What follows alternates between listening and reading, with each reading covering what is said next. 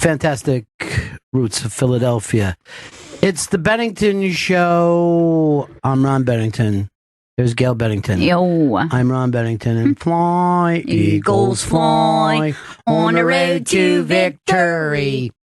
You know, that, well, we talked Friday, like, how could anybody skip football? Before we even get into the Eagles game, that Jacksonville Patriots game, low scoring, so much drama. The old pro pulls it out one more time. The coach is the coach of the ages. Gronk goes out. I believe he saw a football and felt ill. Well, I can't believe that we still sit around and people are going to, what are they going to do without Gronk? Seemed like they did fine. They do fine with him all the time. He only plays half the time. But they didn't even have him last season and they won the Super Bowl. They don't need anybody. There was a really great thing with Belichick when they were asking him about Brady and his stitches, right? He's like, Tom's a tough guy, and it's not open heart surgery. It's just so funny.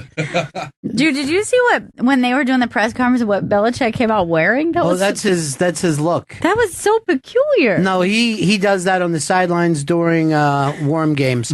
Unfortunately, here he wore it under layered clothing. Just that shitty fucking. He cuts it's a sweatshirt. He cuts the arms off weird. Somewhere in between the elbow and the shoulder. But here but so you have that. And you're like, man, they're the greatest. They're just the greatest team. Brady is going to twice as many Super Bowls as fucking Montana. Twice as many as the guy who we call the greatest of all time. You just don't even know where to put this yet. And then you look across the field, and Blake Bortles just has a movie tear going down his face. And you're like, this is why we watch this stupid, violent game. This is great. Now, I had the sickest feeling before the game because I said to myself before the game started, it's going to be Eagles, Vikings, Madden. Whatever happens, I'm just going to live with it because that's going to be the thing that happens. And the fucking Vikings crushed me. Oh, no. And I said to myself, I don't even know if I'm going to watch the game now. Because somehow I'm so stupid. I get caught up in Magic's thinking that if I say, this is the way the world works. Right. If this rolled up socks go into the trash can, then I'll get married. That's guy thinking right there. That's fucking just straight guy thinking. So then the Vikings drive down like there's not a problem in the world, score, quiet that crazy fucking stadium. And you're just like, this is what happens when you're a fucking Eagles fan. It just doesn't, it ends. And then the Vikings had nothing to fucking cheer for the rest of the day. No, that was the end. They had their one touchdown, and there was never any other moment This for is them the end. to feel victory. It was crazy. That's a pick six, my friend. He took it to the house again. I got a thing from Fez that was very funny about the Vikings because he's always hated the Vikings because they played in that fucking same division for so many years when the Bucks used to be in that black and blue division for no reason at all, really. And he said they went there for a coronation and not a game.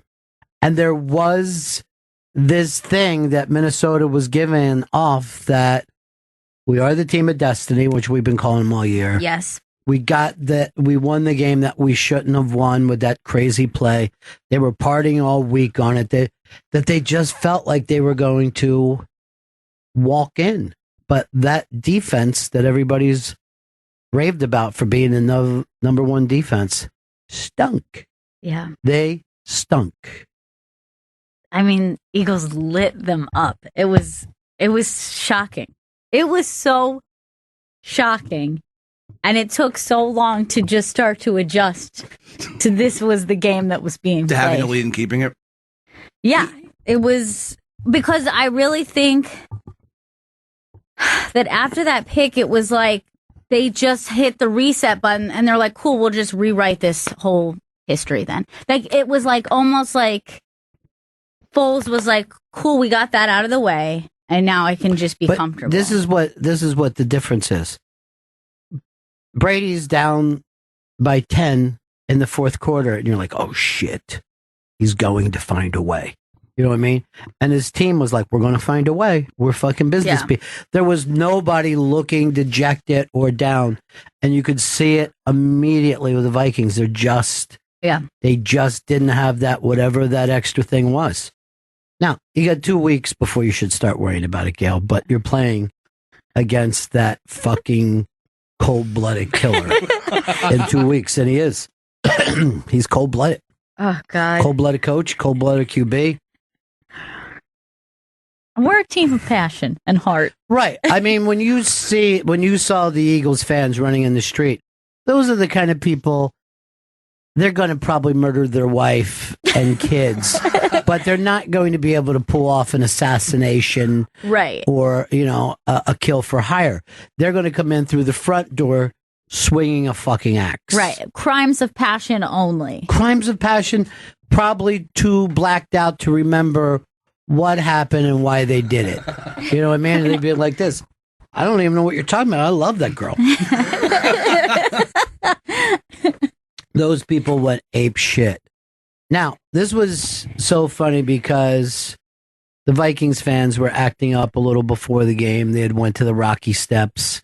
They fucked with the Rocky statue. By the way, the number of teams that have pulled off that gimmick, it's just nobody gives a shit. That's part of the whole thing. The Rocky Steps, well, you know what I mean? That was a little too much. I thought that was a little much. And the weird thing is, when I was looking at that video, you see them all taking over the Rocky Steps. They're doing their skull chant or whatever. Mm-hmm. And I'm looking at that. I'm like, the amount of small children in this group. I'm like, are you guys not thinking about these fans? Like, you're really not understanding Eagles fans. You're not understanding the city of Philadelphia, because here's the thing, they're not a clever city, so they're not going to go, oh, good one, we're going to come back with a little prank for you. They're going to take this fucking seriously. Like, this would not be a joke to them that they're like, they got us. What are we going to scheme up for our... They are, the Eagles fans are clever at throwing stuff and punching and kicking. Yeah, a different kind of clever. And they don't give a shit if they get in a fight or if they, if they win. They just don't give a shit. They just they don't care if they get locked up. None of that matters to them. They had to grease the poles, right? And the reason why they grease the poles is not so much because, it's dangerous to climb a pole, but they become targets for bottles and car batteries and whatever people would be throwing at them. I remember when the Phils won, that guy got knocked off a telephone pole. That was insane. With a bottle, bottle hit the fucking street, and thousands of people go, yeah, there wasn't anyone to go, oh my God. Is he okay? Is his skull cracked open? And that's them doing it to their own, right? So also the Eagles fans are just like, Eagles, Eagles, Eagles all the time, right? I love the Eagles. It never occurs to them that other people have other teams. It always comes to them as a shock. Like if you were cheering against Jesus. You know what I mean? Like they don't know that people are going to feel that way. So they go buck wild when they see it. But somebody that had sold tickets, airline, the airline package goes with, you buy the whole thing, had said and wrote and emailed all the Vikings fans, now, if you win, take off your gear before you go walking out of there, because those people are going to be pissed. Yeah. And, I mean, I was raised that way. My dad was always like, don't go to other stadiums fucking around, sit on your hands, enjoy the game, but don't run. Because, that's the way it used to be Like the way you saw the Eagles fans acting like last night is the way football fans used to act. Right. So when you used to go into the old RFK against the Redskins, those people would have the goddamn building shaking. They're stomping, they're going crazy. And now you go there, and there's a lot of enthusiastic, nice people, upper class, nice people, but you're not afraid. You know what I mean? Like you used to go into Washington and think, how do we get everybody out of here when we're done? Chicago used to be like that. Minnesota used to be a fucking crazy place to play before they, went indoors. Pittsburgh, same way. Oakland was not just guys doing cosplay. It was a scary fucking place. And it looks like the Eagles make me somewhat, fans make me nostalgic because it reminds me of when I was a little kid. But I remember the first time my dad took me to a football game. I went with my dad, my Uncle Bill, and my Uncle Ray. And it wasn't even the vet yet. It was the old Franklin Field. And I was just glaring at my dad because I felt like he took me to a riot. And I'm not making that up. The number of fights that I saw, guys getting tackled by cops, shit being thrown, Eagles fans fighting Eagles fans. There wasn't even anyone there from another stadium. And I was like, I don't know whether I'll ever get out of here. You know what I mean? I was a little kid. My dad, my uncles were like, you believe this? I'm like, no, man, not at all. I look like Chris Long's kid last night that needed to be bounced all the time. That kid was so cute. That was like the cutest moment. The fact that Howie Long just sat and bounced him, they must know. You got to keep this kid bouncing no matter what happens. You know that's like an energetic troublemaker. He was also staring at that mic like he's like, can I break that? Can I pick it up? Is that something you bite? Yeah. So adorable. So we got a bunch of Eagles fans' reactions. We'll be playing some of them. Here's Bruce and Delco. Hey, Bruce. Hey, Ronnie, I just want to say hi, and you hit the nail on the head. You knew the Patriots were going to win. I didn't know the Eagles were going to win until the game was over. You never felt it, huh? Points, and you just sat there like going, all right, when's the next shoe going to fall? When's the next shoe going to fall? I was just literally going tick-tock, tick-tock, watching the clock. Tick-tock, let it run out. And it doesn't move fast enough. I know it does not. Yeah, it was weird. We were like, okay, there's a lot of points, but there's a lot of time. When does the miracle take place? Now, and 17 years ago when they were in Jacksonville against the Patriots, right? Yeah. I was in Philly, but I drove down to Jacksonville because I had lived there for a few years. That's when I started listening to you guys. Drove down to Jacksonville, that game, drove home after it. Do I drive to Minnesota or not? Dude, you know what? This only comes around every once in a while. It only comes around, so it's up to you. You know what I mean? You know what? I got a place to stay. I've laid the groundwork. You're going to have a lot of fun there, at least up until the game. You're going to have a great time, at least till and everybody feels that way every Super Bowl. Like, it's not a peaceful thing for your team to make it to the Super Bowl. It's stressful. But I'll say this. Give it a week and a half. Just relax. All right. Enjoy, buddy. All right. Peace. Here's our buddy Janice. Hey, Janice. Hey, Alshon Jeffrey. Yeah. I'm so happy for you guys. Yay. But playoffs, I love football to start with, but playoffs, it's great. It's crazy. Playoffs, we are so trained to love this time of the year. That's when, we did that show on Friday where people were saying, I'm not watching. I'm like, how can you not watch? It's like not getting a Christmas tree. I couldn't believe just what an anxious feeling it was all day waiting for that game. It sucked that being the later game because it just felt like the anxiety was just building, and we're like, I'm not enjoying this part. I'm not enjoying going, we're in the playoffs. This is fun. I was just like, what's going to happen? Let's just make this happen now. Whatever this is, let's just have it happen right now. And let me tell you something about Belichick, Brady, and the Patriots. To me, when people oh, I hope we play this team. You can't be a championship team and think that way. You got to go into every fucking game like, we're playing the game. You have to give nothing but respect to that organization that maybe over the last 17 years is as good as anybody in any sport in terms, because what they've done is harder than if you've got a basketball team or you had the Yankees in fucking 27, because they're doing it with all different players all the time. Guys get hurt. It's impossible. And yet they've figured out a way to do this and to win. So to me, that's the team you want to play. Yeah. Now my mom has never watched football in her life. And for some reason, I guess because my dad isn't as mobile, they sit and watch the games together. She has become so difficult because her expertise. So I call after the game last night. She was like, what did I tell you? Didn't I tell you we were going to do this? And those announcers, they're against us. Everything was negative. She's like, they treat Minnesota like they're the best thing that ever happened. And they're down on us. Well, good. Who won the game? I'm just like, why are you so negative about this? Why can't you enjoy the win? She's got to go back into everybody else's face.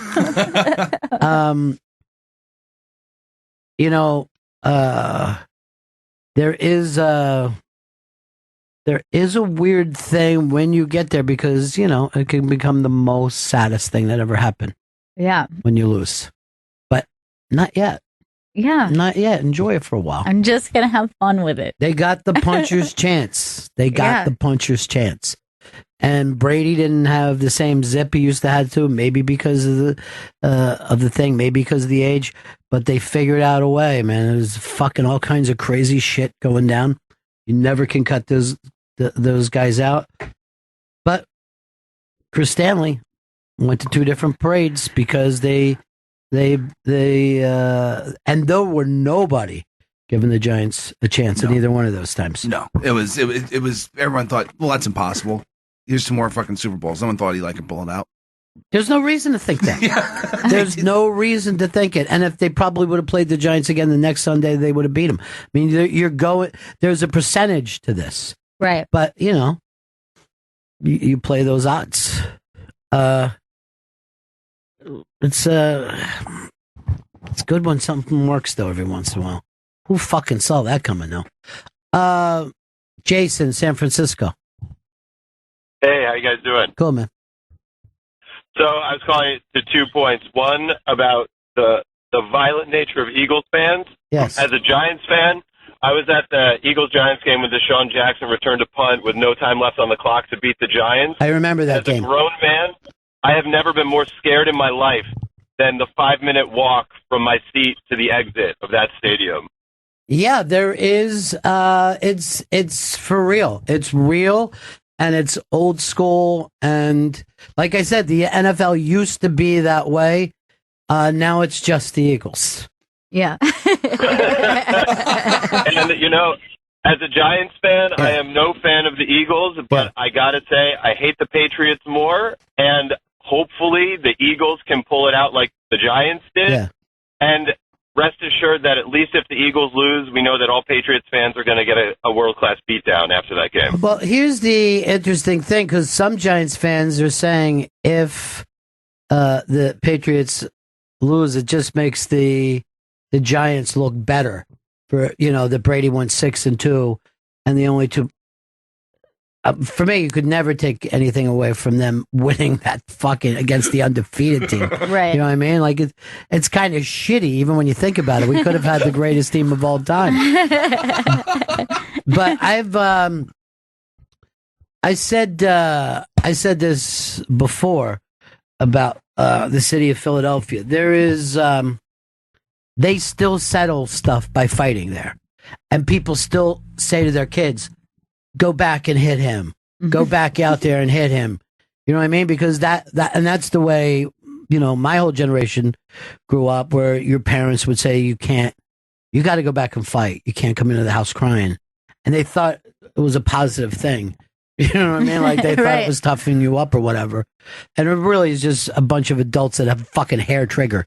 But there is a part of Philadelphia called the Main Line, and just beautiful, beautiful old homes. It looks like Bruce Wayne's house, okay? All over the place. Just gorgeous. Very, very wealthy. A lot of old money there. And those people who live in that area will punch you in the fucking face. They will they have a bat in their back seat. They'll open the trunk and take out a tire iron because people there settle things by fighting. The rest of the world has moved on. Yes. Right? And got woke. There, they still fist fight. Yeah, my boyfriend, when he was a kid, if someone messed with him or someone messed with his brother, his family would send the other one out to go get whoever. Yes. Not like, let me go talk to their parents. Let me see what's going on. Okay, what happened? Who hit who? They would just tell him, go get him. And it would be like, just go beat up the kid who hurt your brother. Right. And I would use my older brother. I think he's like 6 or 7 years older than me. I would use him as a nuke threat anytime I ran in there. I'll go, this is going to happen now, but I'm coming back later, and it's going to get bad. Because here's the thing, too, about that not wearing your shit somewhere. People think that street smart means that you're a fighter. It means you fight when you think you're going to win. That's what street smart is. Other times you run. Other times you negotiate your way out of it. Yeah, street smart can also mean how not to fight. Jump a fence, whatever. Right. You never see a fucking general of any army who goes, we'll go up against anybody anytime. Right. They don't. Fucking armies run all the time, or they head for high ground and try to hold people up. But for some reason, people think you got to fist fight every time. No, you fist fight when you feel fucking good about it. Or, in the case of last night, when you are incredibly drunk. All right, let's look at some of these things that came out. Now, you haven't seen these, right, Gail? No, I have not seen the ones from last night. I was having the boys collect some of that. This is up on the iBank too. Under what? Here's how Philly fans are celebrating their NFC championship. I think we could have won a little better with that, but okay. Oh, so this is just the tailgate before the game. Yeah. Nothing was wrong. Back up! Back up! There's the cops. Oh, fuck. That was the guy that had been fighting cops just seconds before. Complete bloody mess. And by the way, you can see that he doesn't look upset that he's going to miss the game. No. No, Because he's he's got okay a great with it. story. All right, this is a guy hit this. This is the Rocky Steps, and a guy so excited that he's taking his dune buggy up the Rocky Steps. What? It's amazing. Oh my god! And there's a guy chasing after him like it's fucking Santa Claus. He's so happy. Oh my god! And these are Vikings fans walking into the game. Vikings fans walking into the game all geared up. Oh, shit.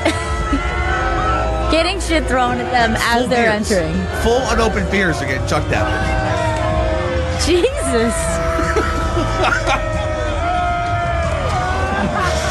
Now think about this. Those same people being like, I'm a little prank for the Rocky Steps. Not a good idea. How hard is it not to wear your jersey to a game?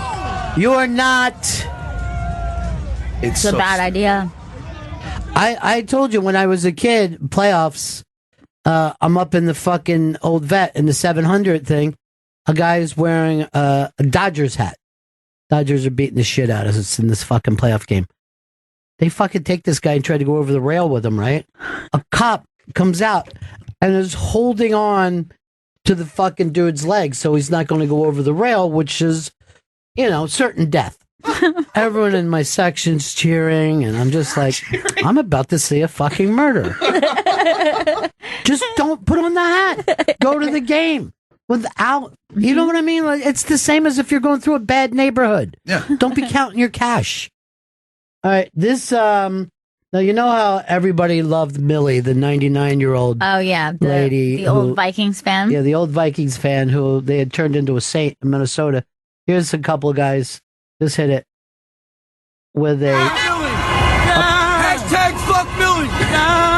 They had a giant fuck Millie sheet that they had made.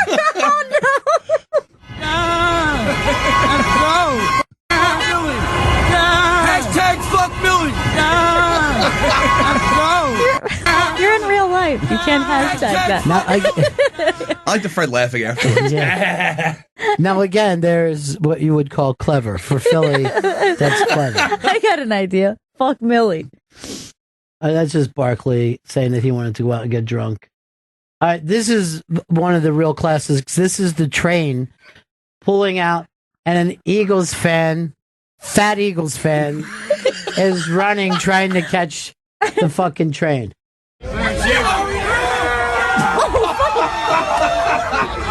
He runs right into a fucking pole. Oh, gosh. Now look at the fellow Eagles fans. Laughing and enjoying it.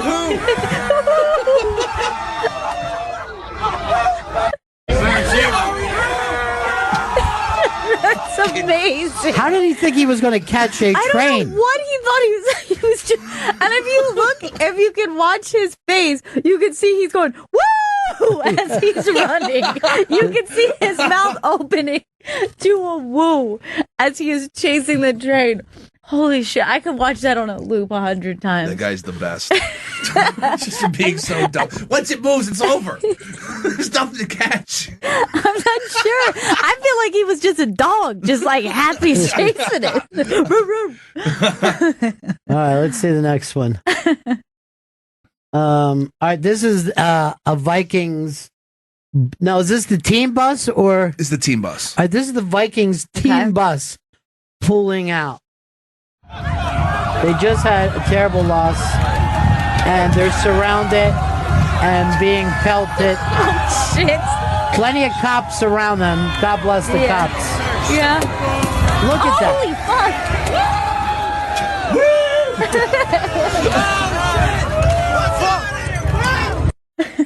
fuck. It's amazing how many bottles end up here. It's constant. I had heard something beforehand that people were like trying to encourage people not to be selling bottles and not being allowing people to take bottles out. Yeah. It's just sense. there's no stopping These them. people are layered down. There's beer in those bottles. This is I don't know what TV station, but stupid enough to do the man on the street interviews. Oh, that's not a good with idea. these fucking animals. All right, give us some volume. Yeah, amazing way to have a voice, yet nothing to do. How about you? No, it's crazy. Once goes down, Big Dick Nick Big Dick Nick. Big Dick Nick steps the fuck up. Now, also, this is a young man wearing an eye patch.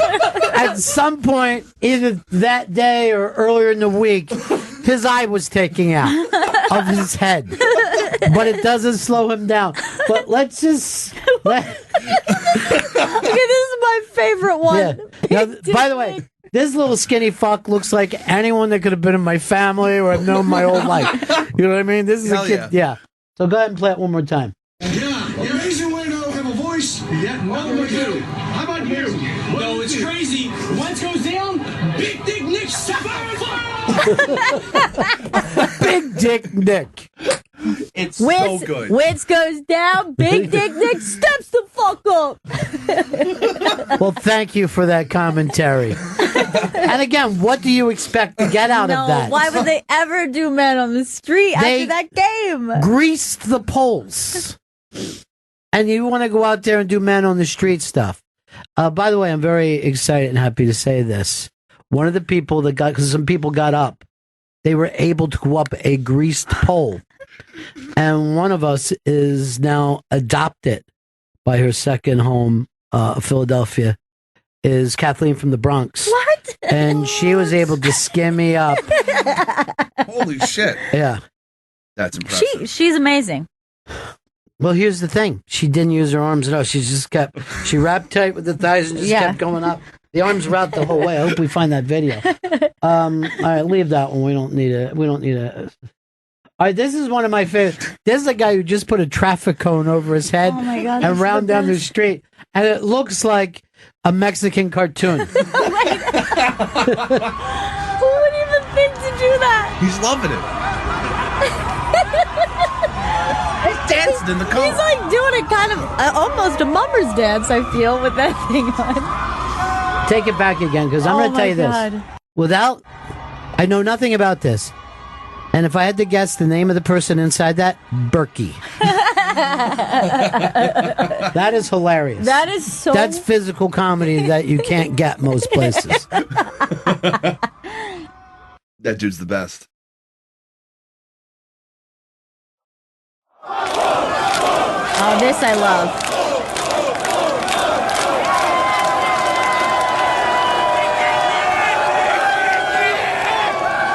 They turn the Skulls chant into Foles, which actually is pretty clever for them. Yeah, that is good. There you go. There's their answer. All right, let's keep going down. All right, this is a guy who just jumped on a car, and you can see the people inside. Oh, no. Probably not even sports fans, and they're surrounded. Oh, God. Beers flying everywhere.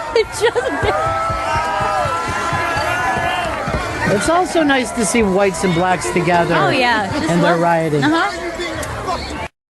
Now, this is another thing that's great is, again, notice the same amount of passion used to throw beers at somebody who cheers for your team as it was to the Vikings. Yes. They are chucking beers at this dude. beers at that dude, too. With happiness. Now, here's the deal, though. Those are happy beers. This is they're the throwing. difference between the Eagles fans.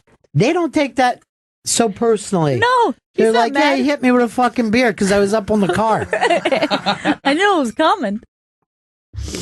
And then the best is that guy is up on the car and people are throwing beers at him. And then a guy goes, I want to do that too. Like someone's like sees right. what he's experiencing. Fucking copycat. And he's like, let me up there too. I want beers thrown at me while I stand on a car. And then the poor guy inside just tries beeping as if that could help him. That's not a pigeon. Also, let me just point this out. You look at anybody at this crowd, 40 is about as long as they're going to live. You know what I mean? So they're going to enjoy these days, these salad days, as much as they can.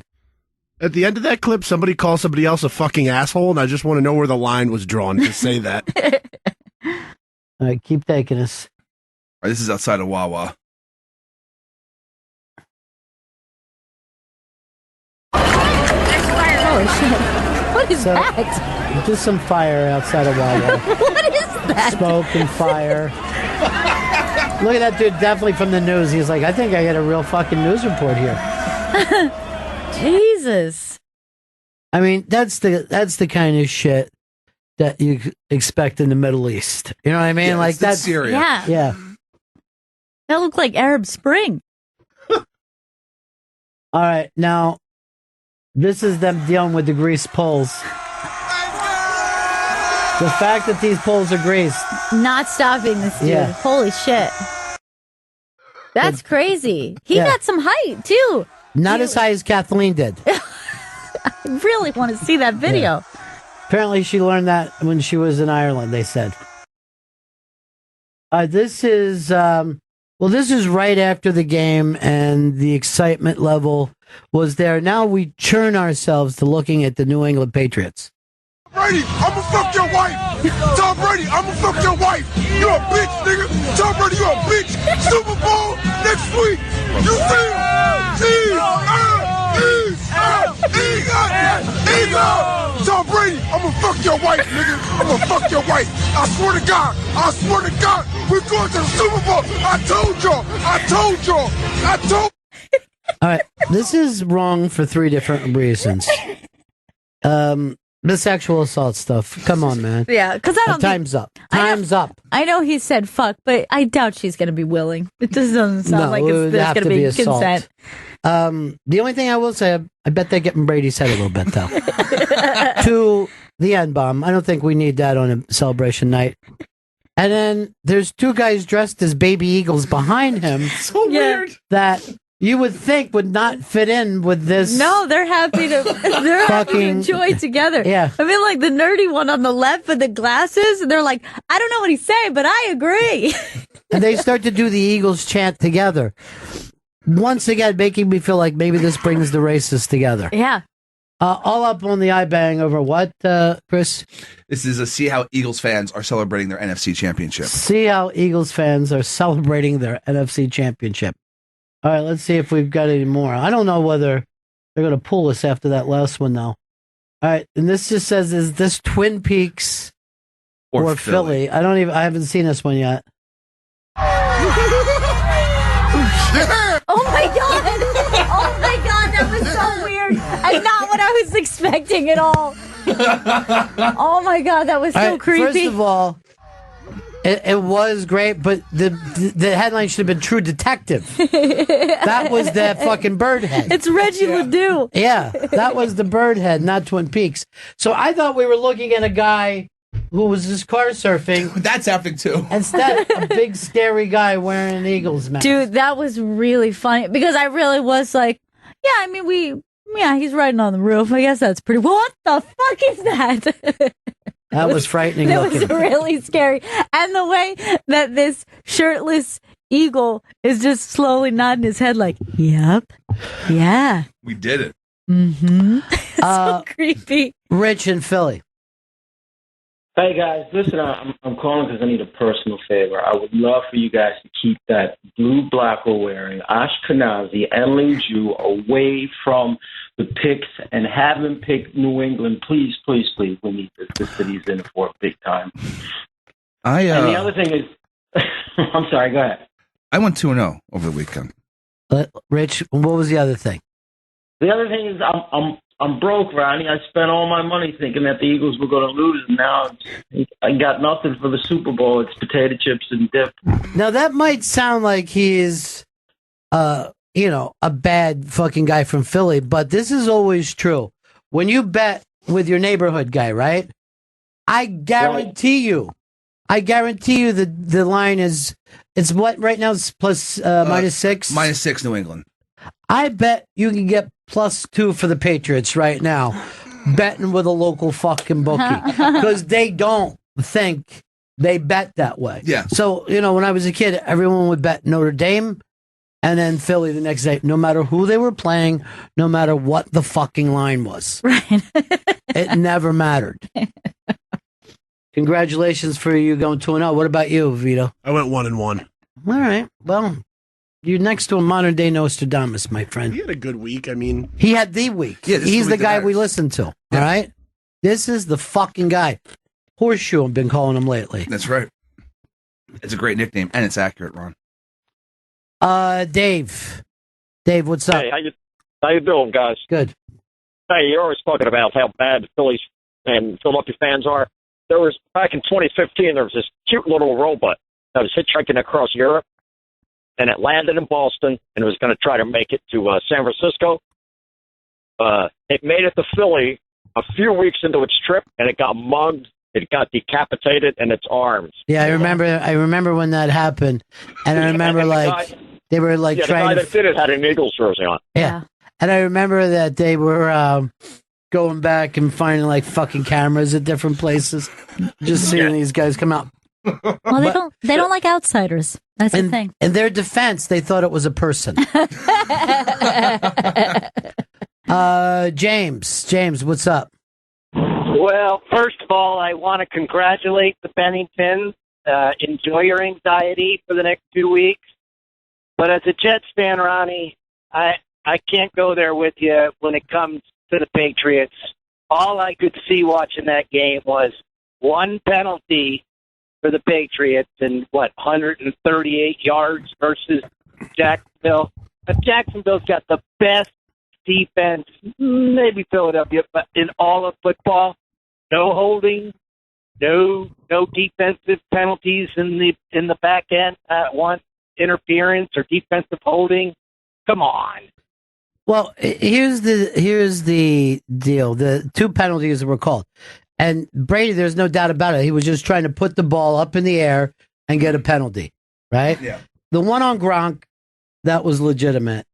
The second one probably shouldn't have went their way. No. But you know when you're playing the champ gets those kind of fucking breaks. It sucks, but it does happen. And the other thing is the Jacksonville could have put these guys away. Yeah, I mean the delay of game at the end of the first half. That I feel like that's what really just sunk them because they were rolling. If they would have scored, and they were in there, it was really bad. All right, that's what you said. Your commentary, Chris, is why we put you at the top of the rock here. And that other, fuck it, bad, not good, bad, not good. Just so I can check how many years in radio now. 11. Okay, so it's just a rookie, just starting. You're halfway to getting your watch, my friend. Halfway to getting your gold watch. Can't wait. It's going to be beautiful on you. It's a Timex. Timex watch. Sid. Sid, what's up? Hey, what's going on, Bennington? Yeah. Listen, this is Philly after a win. Okay? When they lose to the Pats, Philly's not even going to exist anymore. It's going to be on fire. They will actually act exactly like they do now. There won't be that much difference. And if I want to be totally honest, it's not all that different than a Saturday night there. I mean, what you saw was basically a Saturday night. Some more dog masks. Not necessarily, Chris. By the way, all the shots of the dog masks, because, everybody was going for the German Shepherd mask, but they sold out. But when they cut to that guy in the crowd in the poodle mask, and he was doing like num num nums and like eating with a fork, I was like, that is the weirdest thing I've ever seen. I know, that one gave me a bad chill too. Like, that one was really, really creepy. It was like that weird dog in The Shining who's giving the guy a blowjob when the kid walks up the stairs. Yeah. I was like, what the hell was that? Hey, there's a deal, a Senate deal, to end the shutdown that none of us gave a shit about. So that's out there right now. If there's anything I've ignored, it's been the government shutdown. Bunch of fucking posturing old queens, back and forth, both sides. Who cares? Shut it down and fucking let everybody start their own countries. Look who it is. It's Hard Rock Johnny. Johnny. Bennington, congratulations. Yeah, what's up? You guys can do it. We did it. My team that I adore did it twice. You can definitely do it. Oh, thank you, Johnny. That is was sweet. It was some very good football. I would agree that I really don't think that pass interference call was really something that should have happened in the Patriots game. But what are you going to do? You get the calls when you get the calls, right? Yeah, he's going to get more calls than anybody else, just like LeBron gets more calls, like Jordan got more calls. He's been hanging around holding this fucking league up for 18 years. Yep. Everyone knows that you're going to get that he's going to get some calls. Yeah, even if the guy's out of bounds when you hit him, it's fine. You're still going to get that pass interference call if you guy's out of bounds. Yeah, it happens with this fucking league. It happens with every league. There's certain pitchers who get better fucking calls. There's certain hitters that get better calls. It's always going to be part of sports, Yeah, and I got to tell you though, it had to be a pretty amazing feeling, knowing in maybe in the first quarter that your team was just there and doing it. Every time I've rooted for the Giants, it's always been a long, down to the wire, with the exception of one game that I could remember being at against Minnesota, where it was like just a blowout. So you have to hit the nail biter all the way down. You guys had that game before the half. I know you didn't want to say it, but all right, Johnny. Thank you, my friend. Congratulations. Peace. Enjoy. Let's go over here to Rob. Rob, what's up? Ronnie B. Philly maybe has the history of the vile chants, but I think the all-time chant, as far as being cruel, came at the expense of of Philadelphia. First game back at Madison Square Garden, Flyers at the Rangers. Kelly Lindbergh crashes into a wall. I think the month before, gets killed instantly.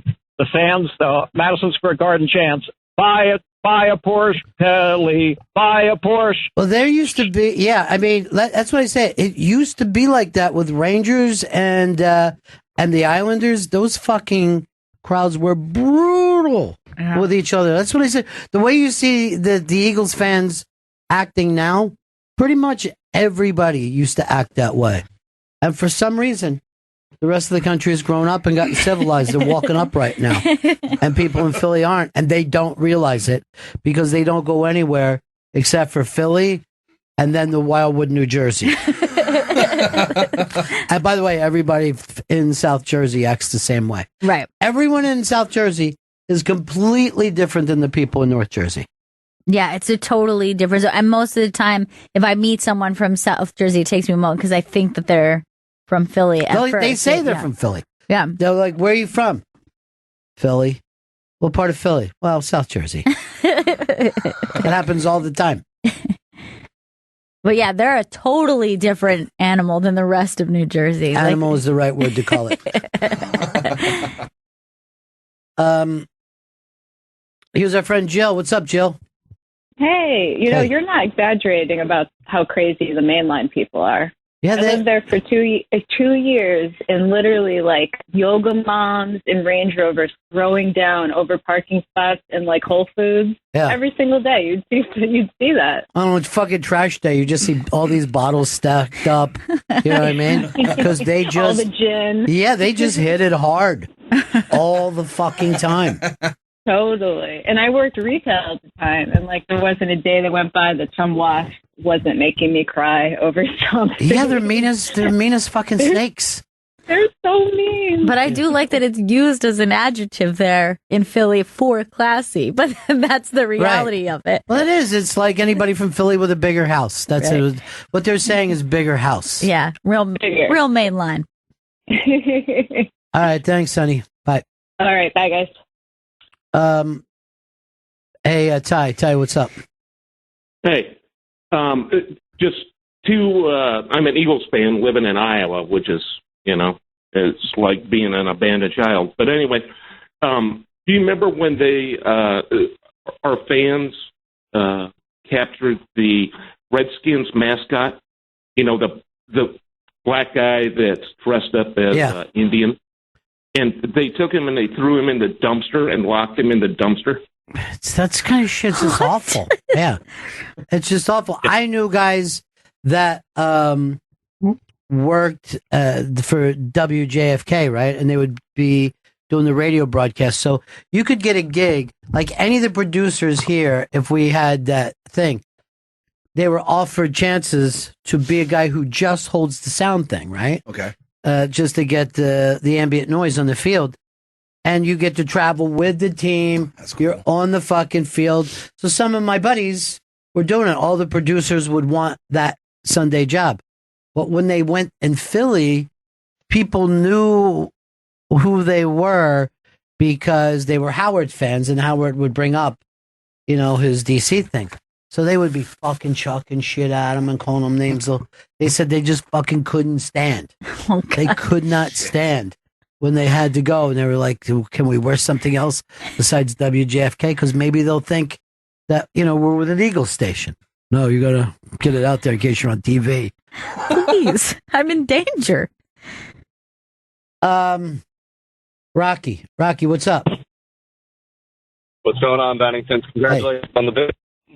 I just wanted to get your thoughts, because every time I see the Phillies fans reacting this way, I always go back to the Bill Burr rant, and I wanted to see your thoughts on it, and how accurate you think his rant actually is. Well, first of all, his fucking his rant was dead on, but what is great about that, the same people booing when he ripped them were cheering. Right. They wanted that, and they loved it. Yeah. And they don't disagree with him. Exactly. They seem to be embracing it pretty quickly. And by the way, a lot of those people don't live right in the city. They're called Philbillies. A lot of people that live around it, and as soon as they get, $18 in their pocket, go flying into fucking Center City looking for a fucking party and fun. So yeah, I mean, Burr fucking nailed them. Now, I don't know whether you know this, and I think something went up on the iBang already, but there is a backlash against our friend Tom Segura for his last special that he did for Netflix, and a lot of it has to do with Cajun people in Louisiana. Interesting. And some of them are contacting Netflix. They want the special taken down because of some, hilarious fucking jokes. Some Cajun jokes. Yeah. I didn't know that the Cajun people felt that they were a minority. No, that I needs didn't. To be. To be honest, I think I'm more surprised how, I'm aware of Cajun culture, but I didn't know that they have, unified voice. We, the Cajun people, feel that. Yeah. Now, where are those clips? Are they online legally? Is it something we could hit? Or this is someone just videotaped it off of their laptop. Okay. Well, it's up on the iBang right now. Segura is one of the funniest fucking human beings ever. Yeah. Ever. And was way funny before everyone caught on. And now that they are catching on, you just see even more confidence in him. He's a very, and I always felt like he was an incredibly confident performer as it was. That fucking thing he does when he's the MC daddy or whatever, when he would just dress up and go around. Go to local news. Yeah, did you ever see that? It's so just funny. So funny, so cringy. And his stand-up has always been brutally funny. But the Cajun community... Yeah, that's very fragile. That Cajun community, we're finding out. I think that's one that you probably sit there and go, I think this one will pass. I think this will... So that's pretty surprising. Well, that's what I said, is when Bird did that thing and people in Philly, they loved it. They were being recognized for being assholes. They dug it. But occasionally them fucking... Do they call them coon dogs or something like that down in the swamps? They have some kind of crazy thing. Eating crawdaddies and stuff. They got their little snowflake feelings hurt. And they are mounting. And I'm sure Netflix is ready to buckle to the Cajun community. We have a huge Cajun number, so this is important to us. So there's clips up on the iBang, and go to Netflix especially and watch his special. But hopefully we'll get a chance to. I've never known him to be a guy who's drawn controversy. No, never, not for anything. And they're not letting up. They keep hitting him up on Instagram and Twitter, just attacking him. Every social platform. Everywhere. Oh my God. I'm sure Snapchat as well. He's posting up things people are sending to him too. Good. Like DMs Good of for people complaining. People sending him a message 2 years ago saying, please come to my town. And now saying, look, man, I really don't like what you said about Louisiana. Well, there were people saying stuff like you just lost a lot of fans. Why would you lose fans because you joked about a place? All Cajuns and Cajun sympathizers will no longer be listening to Tom Segura. Well, I know he said he would be for a wall if we could build it around Louisiana. Now, before you get your feelings hurt, I can guarantee you, Tom has zero authority to build that wall. None. I mean, it's hot air, folks. Steve, what's up? Hey, what's going on, guys? So the Cajuns are in South Louisiana, and if you're from South Louisiana, you're known as a coon-ass. Coon-ass. Not a coon dog. Well, I see. It looks like Chris was too scared to correct me again. Why didn't you say that, Chris? I knew it. I should have said something. Now, You're scared? the Cajun culture, it's French and Southern, and I don't know what else. Okay, but so I know that they, it's like there's an island, French, Southern, and then I think different island, like Haiti or something. Yeah, like Haitian or something like that. Because has influence as you well. know they came down from Quebec. Mm-hmm. That's how they ended up in Louisiana. They didn't come in from France.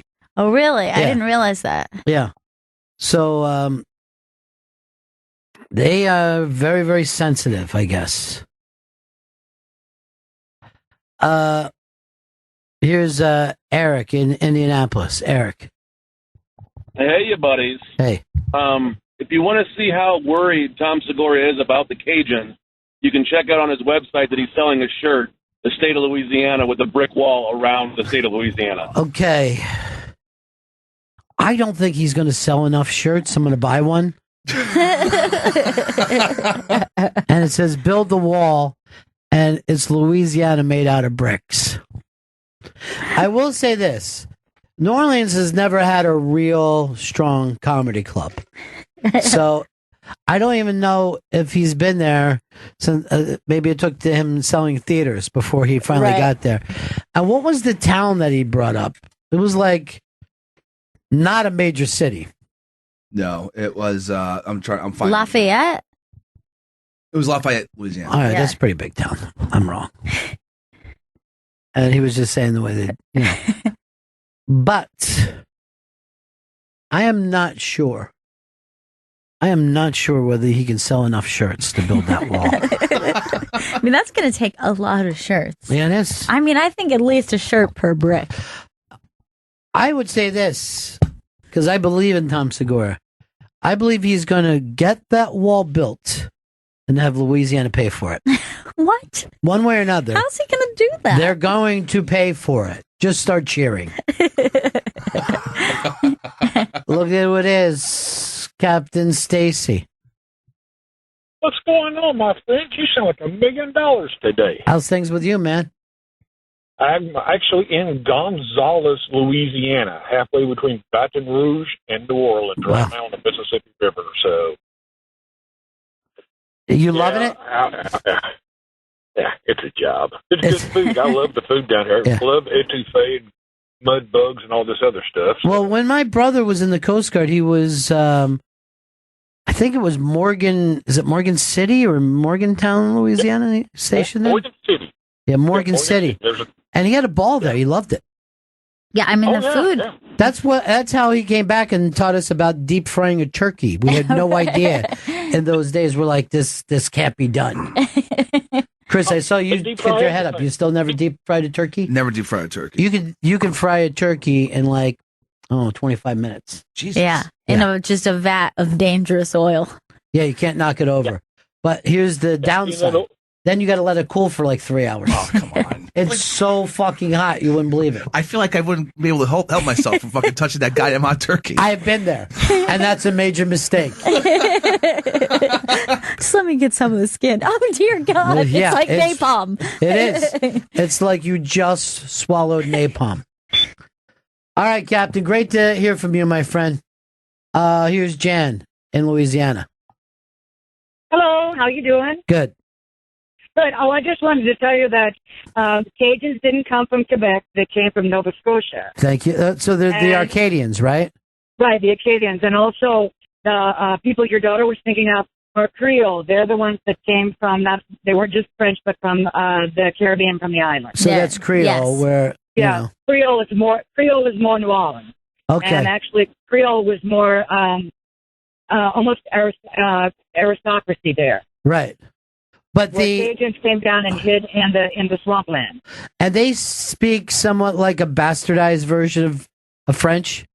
Yes. See, my maiden name is Chevalier, so I speak Cajun French and I speak Parisian French as well. Right. But it's different. There's a patois that goes along with it that's almost when you hear the Creole, when you hear the Cajun, it's all mixed up. Now, I don't even know if Gail knows this, but on one side of her family, it's very Arcadian. Yeah. And the name was Arsenault. So Arsenault. Yeah. And that's a very big name in South Louisiana. Yes. Is that right? Wow. Yes. Well, we were Arsenault Thibodeau, yeah. Yeah, we were planning on going up to Prince Edward Island because we thought that they came in that way, but I don't know, something came up for we were planning on it next summer, but something's been brewing, so we might not be making that trip. But if you can ever get up to Nova Scotia, it's beautiful there. I was up there in the carnival when I was a kid, and a stunningly beautiful place. It's truly one of the most beautiful places I've ever been in my life. I spent a summer up there. It was unbelievable. Well, if you ever get the opportunity to come to Louisiana, we've got a lot of beautiful swampland and just lovely scenery, especially down around Lafayette, getting into between Lake Charles and Lafayette, down in that area. I just get nervous that once I get on that side of the wall, they won't let me back in. I know it's a paranoia, but I've had it because of the trouble I ran into in Berlin years ago. But, hey, Jen, so great to hear from you. I'm going to send you into the pretty good prize closet. Nice. That was You're sweet. Thank you. And I hope if you ever get to Louisiana, we get a chance to take you around. And if Tom wants to build a wall, that's okay, too. Yeah. All right. Count on it, Jen. I'm going to come down and visit you. Chris, this is another time that you should have corrected me. Yeah, why didn't you tell me I was thinking of Creole, not Cajun? Fear. Creole. Down in London town. Chrissy doesn't mind if he doesn't make the scene. Crazy day already today. Nothing but fucking brutality, huh? I know. Well, at least I'm getting the government back up. I'm glad. Negotiating back and forth. That looks like Joe Theismann has come in to save the day. I've had some mail that I've been waiting on. Does this have something to do with the shutdown? Well, right now, as we speak, I mean, our government is still shut down, and there is 1.8 million Canadian troops that have lined up on the border, and if we don't put a defense up, they will come in. They've been waiting for this moment. Yeah. And if they come in down through Minnesota, those people will just surrender. I mean, when the pressure hits, they got no defense whatsoever. I wonder how Charlie the engineer is doing. He was pretty sure. You felt confident, huh? Once they got past the Saints, he that was the only thing that concerned him, the Saints. And you got to fucking... You know what? If you were the Saints or the Steelers, you've got to be like watching this week. Come on. Fucking kidding me. Because the fucking Steelers should have won, but there was a bad call. Yeah. A Brady call, as Hard Rock Johnny dryly put it. But you got to figure that they were in good shape to win that game. And New Orleans, anything could happen with that fucking, with Drew Brees. Mm-hmm. That Arcadian Prince. That Creole. Chrissy, what do you say we take a little break here, okay? Okay. We've been through a lot, talking a lot. We've seen a lot of celebration, a lot of violent celebration. Yeah, if you want to see some of it, it's up on the iBang. But you got to watch out for the kind of craziness that's out there. That's true. And that's why I always tell everybody, look into Ring. Ring's mission is to make neighborhoods safer. Today, over 1 million people use the amazing Ring video doorbell to help protect their homes. Ring knows home security begins at the front door, but it doesn't end there. And now they're extending that same level of security to the rest of your home with the Ring Floodlight Cam. Just like Ring's amazing doorbell, the Floodlight Cam is a motion-activated camera and floodlight that connects right to your phone with HD video and two-way audio that lets you know the moment anyone steps on your property. See and speak to visitors, even set off an alarm right from your phone. With Ring's Floodlight Cam, when things go bump in the night, you'll immediately know what it is. Whether you're home or away, the Ring Floodlight Cam lets you keep an eye on your home from anywhere. Ring Floodlight offers the ultimate in-home security with high visibility floodlights, a powerful HD camera that puts security in your hands. With Ring, you're always home. Save up to $150 off a Ring of Security kit when you go to ring.com/comedy. Ring.com/comedy. That's ring.com/comedy. It's the Bennington Show. Post-championship Monday. We're all exhausted from it. I mean, it took a lot out of you. It really did. It's an emotional roller coaster. It's difficult to be an athlete. Or even watch athletes. Hard. Hey, send Jen in here, would you, Vito? I want to ask her about this story over the weekend, which was a young, is it social media manager? Is that what they're... Social media influencer is what she is calling herself. So I'll tell the story. So this young social media influencer, I guess she lives in England. So she wanted to go to Dublin, her and her boyfriend. Mm-hmm. So she contacts these hotels and said, I'd like to come. I'll do a blog, and I'll do a vlog, and I'd like a free room. So that hotel then put up her email, and put up the email that she sent, and then she started getting trolled all over the world by people who thought she was a freeloader. Now, Jen, I'm bringing you in because one of the things that she did was attack people who were over 30 who have no idea how the world works. So I need you, my youth person, to tell me, is this a big thing, the social media influencers? No, they're a pretty big deal. Now, could you, let's say this, could you watch this video and go and buy the products? Because I thought it was pretty cynical when she described what her job was. Yeah. I will teach the brands how to get to the young people, and I'll tell the young people to buy the brands. Do you think that happens? Do you go to any influencers? I most of the time when I buy makeup and stuff like that, I always go to the reviews, which are the social media influencers. Like when I'm, because they always do tutorials and stuff. Right. So that's why most of the time when I buy. If you were traveling to Dublin, would it matter to you?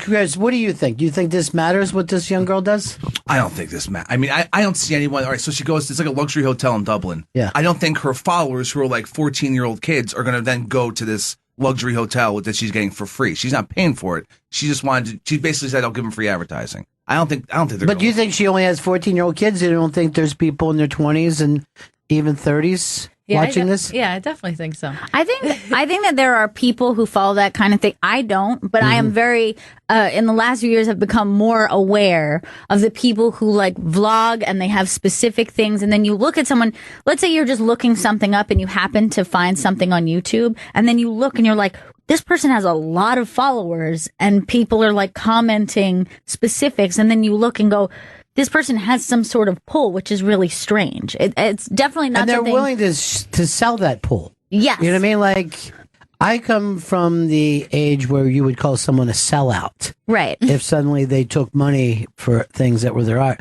But now that is expected immediately. Yeah, I mean, I've certainly seen like those unboxing videos where it's like a brand will see someone like her, and let's say she reviews clothing and makeup and stuff, and they're like, we're a shoe company. We're going to send you a bunch of shoes from our company. Then what that person does is then open it while they're vlogging. Oh my God, look at these. These are really cool. These are sexy. Okay, I like these.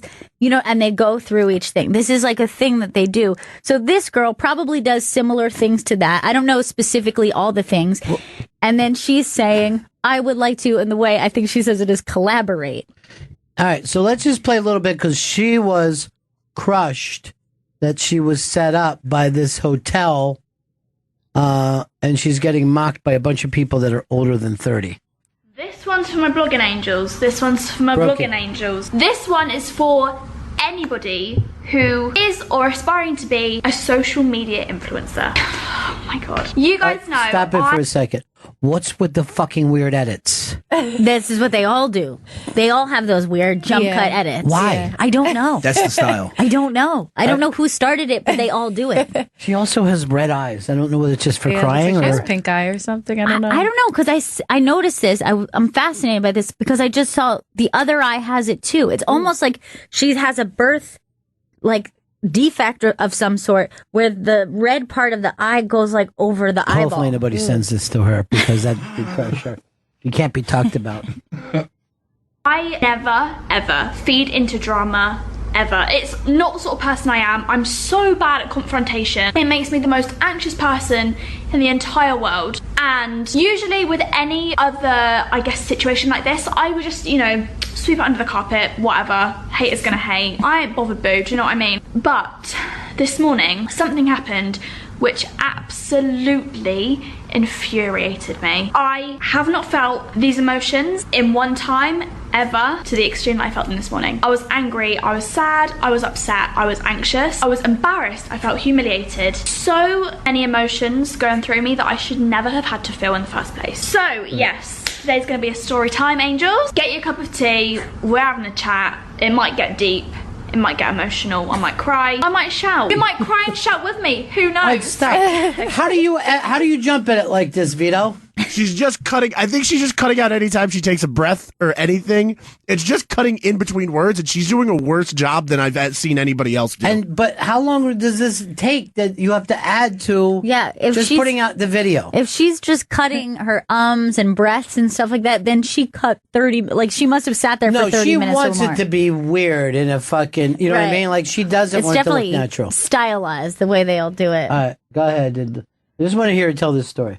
Okay, where do I begin? So, as you guys know, or you may not know, hi, my name is Ellie, and I work as a social media influencer. That's how I make my money. That's how I live my life. It's the world I know. It is the only job that has brought me happiness. It's made me feel like I'm living my life purpose. I feel like I'm helping others in so many ways, and that's why I do what I do. Over the last 3 years, I have been exposed to the real social media industry and the world and the people behind it. That obviously brings so many incredible opportunities. Opportunities like your favourite brands want to send you free clothes. Your favourite food companies want to send you free food. Hotels, travel agencies, the only places you could ever dream of visiting contact you asking to work together in return for some exposure on your YouTube channel or your blog or whatever it can be. Over the last couple of nights, my partner Connor and I have been discussing going to Dublin for a little weekend away the weekend before Valentine's Day, and I decided to contact some hotels asking if they would like to collaborate. I go visit them, I stay in the hotel, I feature them on vlogs, I put them on my Instagram, I talk about the hotel, I write a review, whatever, in return for a discounted or complimentary stay, because that same hotel would not be able to go to a magazine or to a billboard or to a television advert for a free review in something that could potentially be bringing them a lot more business. I feel so disgusting having to say this. I feel so vile, and it makes me kind of feel sick. But as a 22-year-old girl who's running her own business from her home, I don't feel like I did anything wrong in that. Let me just also point out, I've never ever in all the time I've been doing this had rude or impolite response from whichever hotel or brand or anybody that I have gone to first rather than them coming to me to propose a business idea. I've never once in my life had a rude, nasty, disrespectful response to me directly, let alone what happened after I sent these emails out. I sent a couple of emails out to what looked like the most gorgeous hotels in Dublin. I was like, oh my god, they look fantastic. I would be absolutely honoured to stay there. I sent the emails, and then me and my friend went shopping. We went to Primark. When I was in Primark, I checked my phone and I had loads and loads of Twitter notifications, and I was like, it's weird, what's going on here? And I saw on Twitter somebody had sent me my email. Somebody had sent a screenshot of my email to me on Twitter, and the screenshot was from the original hotel's Facebook page. I had numerous tweets calling me a freeloader, disgusting, skanky, all from these people that I didn't know, which is like, I guess normal. That's normal for me to have comments from random people that I've never heard of in my life. You know, it kind of comes with part and parcel of the job. Like, you're literally putting yourself out there on the internet, which anybody, anywhere can access, and they're gonna judge you. That's real life. That's social media for you. But I've never had it like this. So yeah, anyway, I went on the Facebook page. My email was screenshotted on one of these posts with an absolutely savage caption. Absolutely savage. Oh my god. I was roasted, right? I was absolutely torn to pieces. Not only was there a savage caption, there were also about over 100 comments, again saying disgusting things about me, all because I had By the way, which one of you guys sent this in? I did. This thing is 17 minutes long. Yeah. And I watched every second of it. Because it is so crazy to me. You know what I mean? Like, this is literally a different world. All right, so this young girl, 22 years old, wants to go to Dublin, so she sent out emails saying, give me a free I mean, she's a social media influencer. Yeah. Quotes. She's doing quotes. Now, the only thing I think worth discussing is, did the person who turned her down Right. have the right to put up on their Facebook page and go, can you believe Right. this kid asked? I'm going to ask you right away, Chris. Yeah, they had. If they didn't expose her personal email address, yeah. No, they didn't. Yeah, so just the but message. but itself. her name, I Yeah. think went out Yeah. there and people were able to find her. Yeah, people were able to tweet and text her or whatever they did. Exactly. Yeah. What do you girls think? Did they have the right to do that, or should they have even done it? I mean, I guess everyone has the right to do whatever they Right. want. I think, okay, I'm trying to think in my position, in my past, when I have worked for hotels, restaurants, Yeah. if I had to deal with something like this where somebody had sent me this request, I would think that it was ridiculous and I wouldn't be into it. But I probably would not go out of my way to humiliate that person. Right. Because in a way, that is you are using her, whatever, I'm going to say fame, but notoriety, whatever. You're using that to make yourself more known because it's obviously stirring up a controversy. You know what I mean? It's Yeah, like, I don't it's even basic- know if they thought that it would go as big because it doesn't seem anybody who would have Right. done this understands the viral world.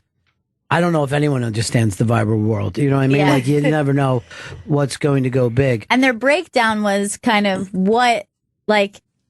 so who's going to pay the maids? Who's going to pay the person who gives you room Right. service? They're trying to expose like how selfish it is to request an entirely free Yeah. stay at a very expensive hotel. Jen, what side do you fall on? I fall on her side. Yeah. Because, I mean, that's how, like she said, that's how she makes her business.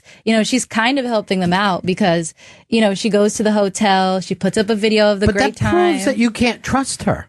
Right. That's There's the thing. no one that can trust her because this thing is an infomercial. Right. That's the thing that I think is most interesting is in that video she says you couldn't go to a magazine or a TV advert and get this kind of free review. Well, yeah, reviews are free. I mean, you don't pay a reviewer. What Yeah. you're saying is you're advertising. You're not reviewing, Right. you're advertising. Now, everyone knows that when we do live reads, these are live reads. Right. It's not off the top of our head.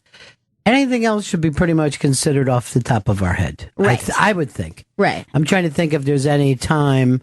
I don't know. Sometimes somebody could, buy a segment or whatever. But sure. Well, yeah. You know what? I'm with this girl now. Because you feel like I feel like if you were a magazine, you could make the case that she is a magazine, right? And a lot of those things ask for free stuff and get it. And again, it is true that if you work in the hotel industry, people ask for free all the time. I'm going to have a wedding there. I'm going to bring in this many people. Can I get a free suite? Can we get a deal on the fucking thing? Can I get kickback at the bar? They ask for all kinds of I'm shit. sure that this is coming from having been requested so many things like this and they felt the need to make a example of her because it is annoying. It's shocking how many people will say, well, I just bought this, so can I have this for free? No, that thing literally costs money. And that's why it's not free. But that is not going to end because they posted this up. What she is saying is that if I come there and expose my young, kind of jelly-headed fans, can I get it for free? Right. To me, that's a business offer, and they have the right to say no. Right. I don't want it. Do you feel like, okay, and I get what you're saying, like if somebody does a commercial, then you know that is a paid for spot and there is, that obviously that's going to be like you're selling that thing, not as opposed. But when you hear the phrase review, do you not think that a reviewer is not bought or influenced? I think it's different than a review. Yeah. Because she's going there, right? And when you watch these travel shows, I'm sure if you're watching Fat Guy Can Eat All He Wants, right? Yeah. Or diners and they're not paying for the food there. Right. You know what I true. mean? They go there, he eats, he shoots. Right. You feel like a winner if you get picked. It's not that different from this. That's true because, okay, so let's say you're doing a travel show and you want to go to an island and we have this resort in mind and that resort passes. You're not like, well, the show's over. You're like, okay, let's find the resort that will work with us. You know what I mean? Like it doesn't change it. And I watch Netflix runs the glamorous hotels of the world shows. I Yeah. think a lot of them are British, and I'll end up just putting them on at night and falling asleep because they're beautiful places, and people are getting the spa treatment and shit. Right. You're just like, I wish that was. You know what I mean? But they're not paying. Right. They're not paying, and they might even be getting money to do that. But I think, yeah, it probably is the phrase review because let's say Kim Kardashian puts up an energy drink on her Instagram. Right. I don't think does she really love that that energy drink? I know that they have paid for that spot. Yeah, but you don't always know how many times Starbucks is paying because people just they look like they're having a Starbucks, right? And they might be getting money to walk down the street in their yoga pants with a Starbucks in their hand. Right. And they're not. At no point does Starbucks get mentioned on, let's say, Entertainment Weekly, but they're drinking a Starbucks, and that's worth something. Yeah, that's true. Same thing when you watch a movie. Yeah. You watch a movie. If someone's drinking a Coke, Coke is paying for that. It's very rare for them to go, you know what? I think in the scene the guy would be drinking What a were Coke. they always drinking on American Idol where it was always Coke, but it was water in a Coke glass. Right, exactly. And it was always turned towards the camera Yeah. and they were always holding it in a way that you could see. Did you notice the game last night? Everybody's running in at halftime and they're being handed Gatorades. You can't hand out water. You can't dump water on people anymore. It's got to be Gatorade all the time. Really? And there was a thing, it might have been the year that the Bucks won, that they colored in the water to make it look like Gatorade in a picture. Oh my God, that's so weird. Yeah. Vito, where are you with this? You're a brand influencer. Well, the social media people are supposed to, anytime they're paid for putting something up like Flat Tummy Tea or something, if you look at the hashtags, they're supposed to put hashtag ad or hashtag sponsor because there's been regulations on what's paid advertising and what's not. Again, but it gets. You watch that TV show, the Kardashians go to fucking Spain. Right. They're staying at the thing. They're probably not paying for that. Right. You know what I mean? At no time did they say, oh, you guys should come to this. It's great. And they're just living there. It's a set. One of the biggest ones I've noticed is, I don't know, one of the biggest social media influence type people are the family vloggers, the YouTube families. Yeah. I'm just fascinated that this has happened in the last decade or so where there's so many. I mean, there's not just a couple popular ones. There's so many people doing this, and you will see every single one of the most popular family vloggers, which is usually a Christian family who has 8 kids and they do whatever. It's like they have a TV show, but they put it on YouTube. All go to Disney World, and they always have a Disney World trip. And we're on the Disney cruise, and that is paid for. I mean, that's a paid for spot. Well, a lot of times if you're on ABC, they put you there. You know what I mean? Because Disney owns ABC. Right. So you always see Modern Family goes to Disney World, and, someone would be just isn't this fun? There was one show, they were solving murders or something at Disney World. Here's John in Boston. John. Hey, guys. I just had a couple things to say about this social media influencer girl. She goes into this, I think, the wrong way. It could have been handled a lot better if she didn't say it was going to be a review, if it is paid advertising, or if she was supplied the trip in order to actually reach her market share, then that's another thing. But the way that she's phrasing everything and the way she's reacting so emotionally, also with the way that the company reacted, it's just really gone to hell. Yeah, well, the thing is, I mean, you could tell she doesn't have a boss, and she probably needs one at this age. She's 22, you know what I mean? And I don't know what kind of money she makes, but the way she's making it sound, she's doing okay for herself. But if she was anyone else, you would say, look, here's how you have to approach this. She's approaching it like a kid. Right. I'd like to go there. Me and my partner would love to go there. So you just set us up and make everything nice. So we can just have a nice. You see this jump cut, all right? I'm over here, Guys, so- it's going to get real today, okay? And I'll probably get emotional.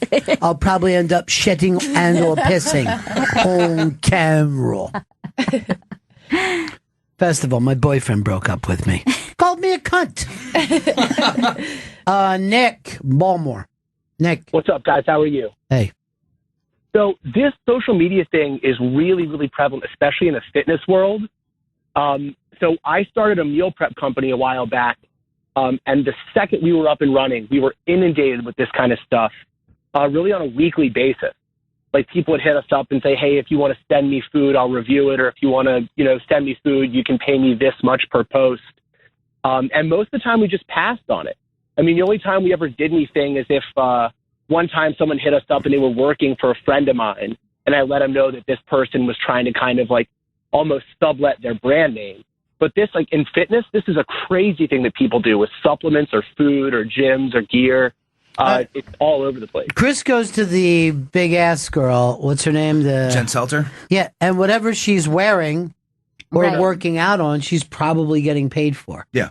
You know? The other thing about the fitness thing, and it also applies here, is that for influencers like that, if it's something you can go online and order, then people are going to be more likely to do that.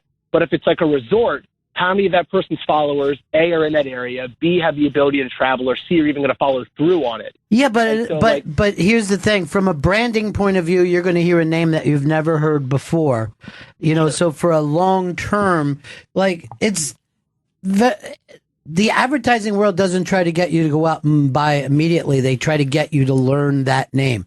I go to Jen Selter, and I don't know how this works, but just go to her Instagram page, Chris, the page itself. And all right, so there she is. Just run the mouse over some of these things, and they will tell you what she's wearing and what to buy. And I've seen that at all different kinds of stuff. Right. That she doesn't even have to be saying it, but they'll just tell you, oh, this bikini comes from here. This bag is from there. Absolutely. Yeah, squats. Yeah, exactly. Click and it pops up. It's tagged. So you think that you're just watching a big ass thing. Right. And of course you're going to hover your mouse over the ass. Yeah. But And see then if go, the top "Oh." even says anything, or that sometimes, no, that's the video. Yeah. But That bikini. So all this stuff that you think you're just looking at a lazy girl who works out and puts out pictures of herself. Right. What's gym looks even mean? I don't know even what that is. Is that a kind of a... It's a It looks like another it's fashion, like a fashion line. Yeah. Now, I know that this kind of clothing, 3 stores in a row in my neighborhood became this. Yeah. There's something lemon, like Lululemon. Lulu, yeah. Lululemon. Then there's one right now. And I'm like, holy fuck, man. Yeah, And it's how much crazy. do people work out? But then I look and see how people are just dressed like that walking down the street. Oh, they're there's not even working out. So many people. Like, for example, if you go to Prospect Park, you see the amount of people on the weekend who are like dressed in full gear. Like, that they spent a lot of money on their outfit. And then they're kind of walking, they're kind of on their phones.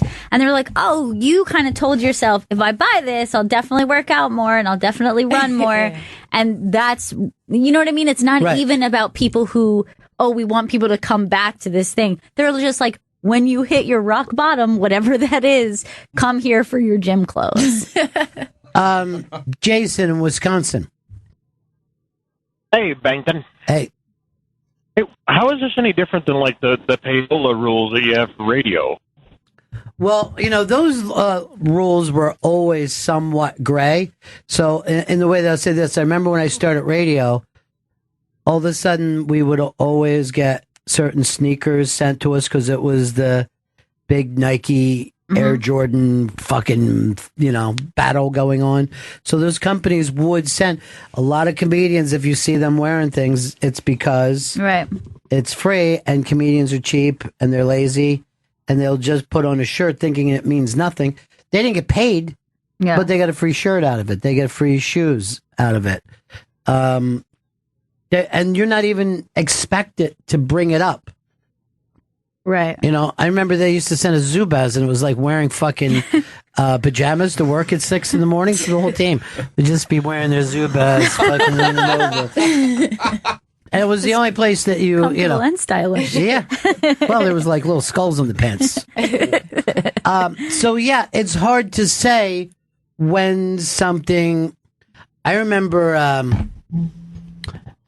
being sent to fights, right? And or you could be sent to the Super Bowl sometimes, stuff like that. You don't feel like you don't think you're being bought, but you are. Right. You're not necessarily going to attack the big fight. You're going to tell people when the big fight's going to be, you know? Right. And I think that part of this is that maybe she does have a point in the way that this is how things are moving, and here's a company who maybe doesn't want to do business this way, and instead of just choosing not to do business this way, they decided to try to humiliate her for it. Yeah, I don't know, like, if Cosmo would have fucking sent them something, if they would have said, can you believe Cosmo wants to do a fucking photo shoot here? Exactly, yeah. You know what I mean? True. And again, you think Sports Illustrated pays all those hotels when they, go down to shoot in the Caribbean? I don't think so. Here's David, Wisconsin. David. Hi, everybody. Hey. Hey, I'm a metal artist, and I am approached all the time by organizations for me to give them some of my work so they can then use it as a fundraiser. And they usually either say, or they sell it for a fraction of what the cost is, or the price, or they say, well, just think about all the exposure you'll get. And I said, I'm a grown ass man. I have a pretty good resume now. So they always expect bands or entertainers or people to put stuff in. I never know what the value of that is, but it's always interesting to me when someone says, will you come here and be an entertainer? It all goes to a good cause. You can say to them, you getting paid? You know what I mean? Right. Because a lot of people who do that get $500,000 a year because they're very good at bringing in even more money. But that person who kind of tries to guilt everybody is making a good living for themselves. Right. And you'll say to the charity, if you're going to give, but you're paying these people this, and they'll be like, if we get rid of this guy, we got to get somebody who's just as good. We're fucked without these kind of people. Mm-hmm. They're heartless, but they're necessary. Can I just have some of your money then? Hey, Amber, what's up? Ronnie, I gotta say, this girl just got really unlucky. I watched so many of those vlogs, travel vlogs on YouTube, and they're all paid for. None of these girls have to pay anywhere anytime they go somewhere. And I think she just got a hotel that maybe had never seen it before, or maybe was frustrated with it. But this isn't new. She should have just ignored. Yeah. You know what I mean? Well, she said she had considered doing that, but then just like you said, she's a business person, but she's also really young. So, her way of connecting to people is to reach out. And it may work. Yeah. It may, her followers might be like, oh, Connie, I'm so fucking sorry this happened to you. You're always very, very good. Please, here's 700 pounds. Yeah, some of those people I've seen, it'll be like a girl talking, and she'll be just like, I need money, and guys will send her money. Oh, yeah. And then, or they have those Amazon accounts or wish lists, Amazon wish lists. Yeah, the wish list where they're just like, check out my wish list. Who does that remind you of? Eastside Dave used to do that. Did he really? He would have a Christmas wish list every year, and there would just be DVDs and CDs that he wanted. For himself? Yeah.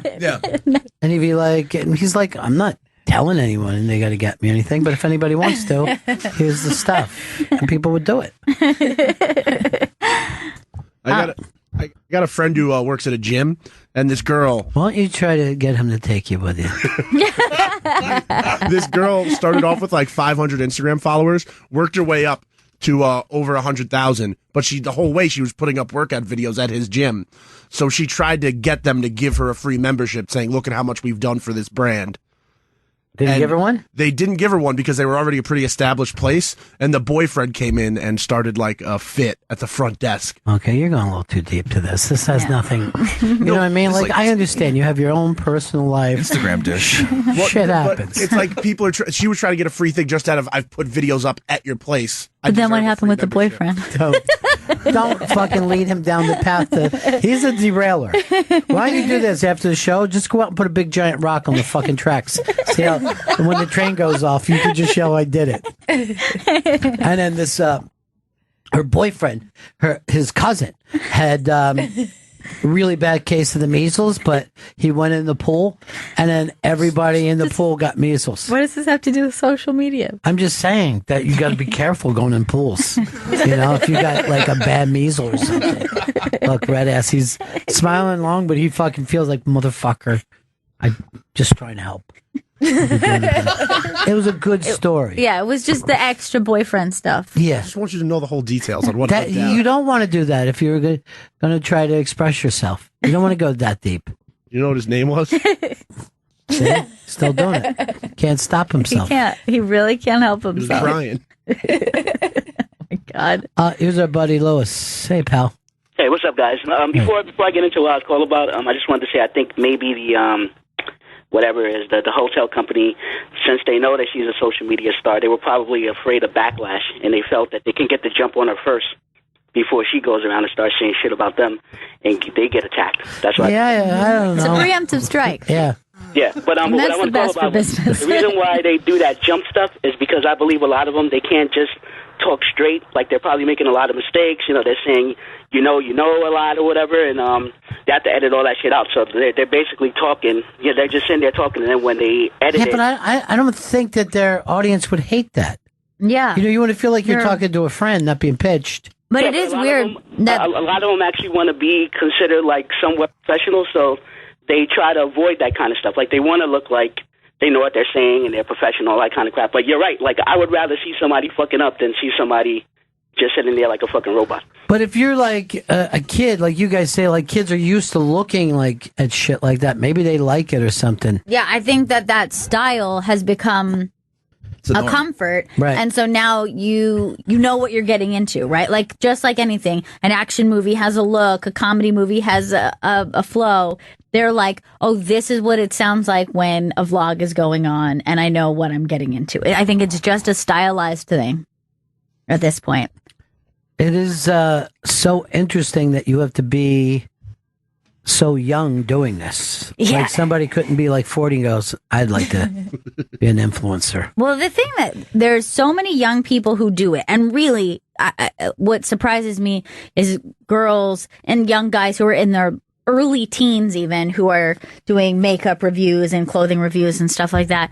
But I'm fascinated by this, like, young families who do this kind of thing, and they'll do reviews as well. They'll vlog their life, but then they'll review toys or services for kids or babies or stuff like that. And they have every bit of their kids' lives, from like, oh, this terrible thing happened, so we're going to talk about it, to now we're going on vacation. And that has become a type of person, and there's not a few of them. It's just No. fascinating. I remember that family that used to make up raps about themselves. Remember them? Oh, They'd yeah, be this like, family.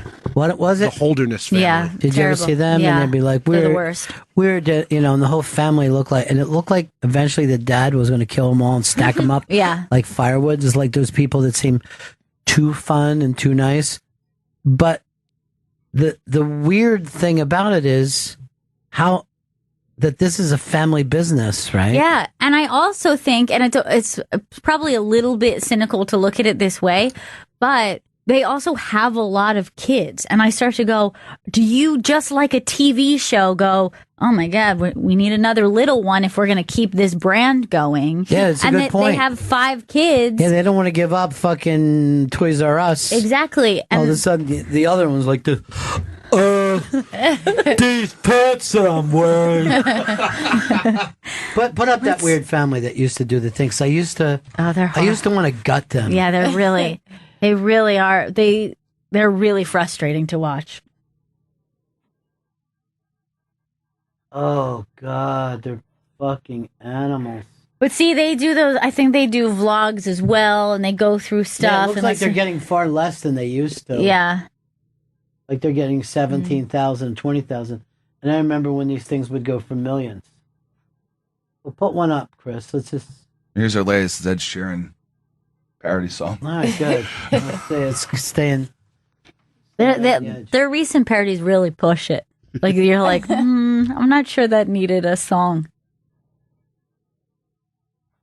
Having a little Wi-Fi problems, Chris? A little Wi-Fi problem. Look, he's even getting gray now.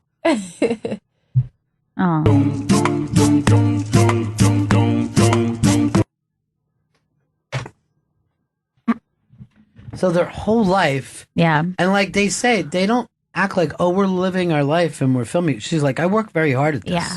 And I'm sure it's a 24-hour day. Absolutely. And I'm sure like it feels like nothing is sacred. Like there's that family who, and I'm only going to say this because that's literally what they're called, but they're like the something tards.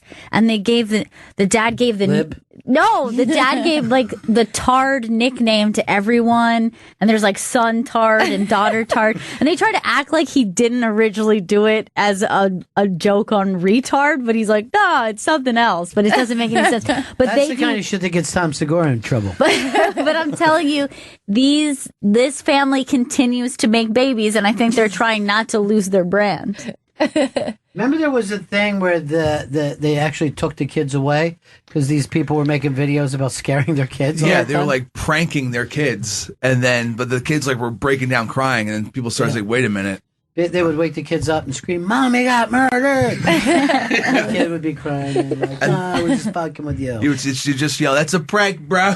That's what he would yell at him as the kid's fucking crying. This is hysterical. It's just a prank, bro. And then they come and take the kids away or something? Yeah. They took the kids away, and then the parents had to go on YouTube and apologize, and they were like, we just got out of control, just trying to, bring up the next prank. I always think it's funny when they take half your kids away. It's like they took like 2 of them away, and then like 4 other ones had to stay. You're like, why are these ones safe? No one gives a fuck about those other 2. They took away their YouTube channel, everything. They just scrubbed them offline. And YouTube comes in fast if there's any controversy. Yeah. They never let that other kid back in, the kid who found the dead body? I think he's still making videos, but they like took him He's off. not on YouTube. Oh, yeah, I know they did. Yeah, I thought that they said I that. think that they did. I can't remember, but I think they eventually pulled the channel or something. I thought it was just they took him off like the paid YouTube, like no more advertisements on his videos. That's taking away everything from him. He is a social media influencer. He hasn't made a new video since his apology, but his it's still up there though. I hope he goes to the River Ganges and there's just a body floating by. This is one of the holiest places in the world. Oh, fuck! I swear it was no plan this time. I just want to say something about grief and death. And if you're sad, seriously, it's pretty messed up. Now look how much bigger that kid. He's millions. Yeah, this kid, him and his brother are the biggest guys on YouTube. They worked their way up from Vine. They were like huge on Vine and then moved over to YouTube after the death. Smart. I'm like, what do they just make silly Vine videos? Yeah. And then they're like, they rap a lot. And then, excuse me. And then they're like, dude, we could make these minutes long if we go to YouTube. He said that he puts up a reality show every day. We both have blonde hair. Okay, we have that going. Chris, why can't you get into something? Why can't you be a social media guy? I should start unboxing things. I think that could be my new thing. I'll unbox anything. Chris unboxes whatever. You send me something, I'll fucking unbox it. Oh boy. We'll get some jump cuts on me. It'll be fucking amazing. What happened to that thing where you were trying to be the new HQ? That's coming. That's coming on Instagram streaming. Instagram Live. I feel like I'd be great giving out trivia. Try it with us. All right. We're just... okay. It's time to tune in. We're tuning in. Okay. Hey, everyone. How's it going? It's me, Chris Stanley, your trivia host. I need a name for the trivia host. No, you don't. Okay. All right. It's Chris Stanley Trivia. What's up? You already broke the fourth wall. No, don't break the fourth wall. Go with it. Because that's what these guys do. Okay. Yeah. Start it all over from the beginning. You can't jump cut in IRL. What's up, everybody? How's it going? It's time for trivia. It's fucking 3:30 in the East. All right, hold on. Just to let you know, you have to yell fucking. Well, it's more of an adult. This will be more of an adult. Why are you going to cut out all the young people that are on We it? just told you young people are a big part of social media. This is going to be harder than Social I thought. media. I thought you said you could do it. Well, I didn't think of the children don't want to hear me curse at them. It was only, by the way, it was only the cursing. He was like, this is harder than I thought, just because he can't say fuck. Or by the way, shit. this would be any job he would have. Would be a lot harder than he You're not thought. going to be able to smoke on the trivia show either. Really? Yeah, it's indoors. Oh, you're going to work for tobacco companies? It's all tobacco related trivia. I'm unboxing this box from Philip Morris to send over. Looks like I got some vapes in here. So smooth. All right, start your trivia show. All right. Hey, everybody, it's Chris Stanley. I'm hosting this trivia show on Instagram Live. I want you all guys to make sure that, you get this fucking... oh, damn! I thought it was down here for y'all guys, but you do stick with What's Up, Everybody. What's up, everybody? It's Chris Stanley here. I am hosting trivia. All right, come on. And don't say y'all guys. Dude. Okay, all right. Yeah. Don't bring up guys or whatever. Yeah, there could be women or people who don't right. identify as anything. 5, 4, 3, 2, 1, 0. Oh, minus what do I go?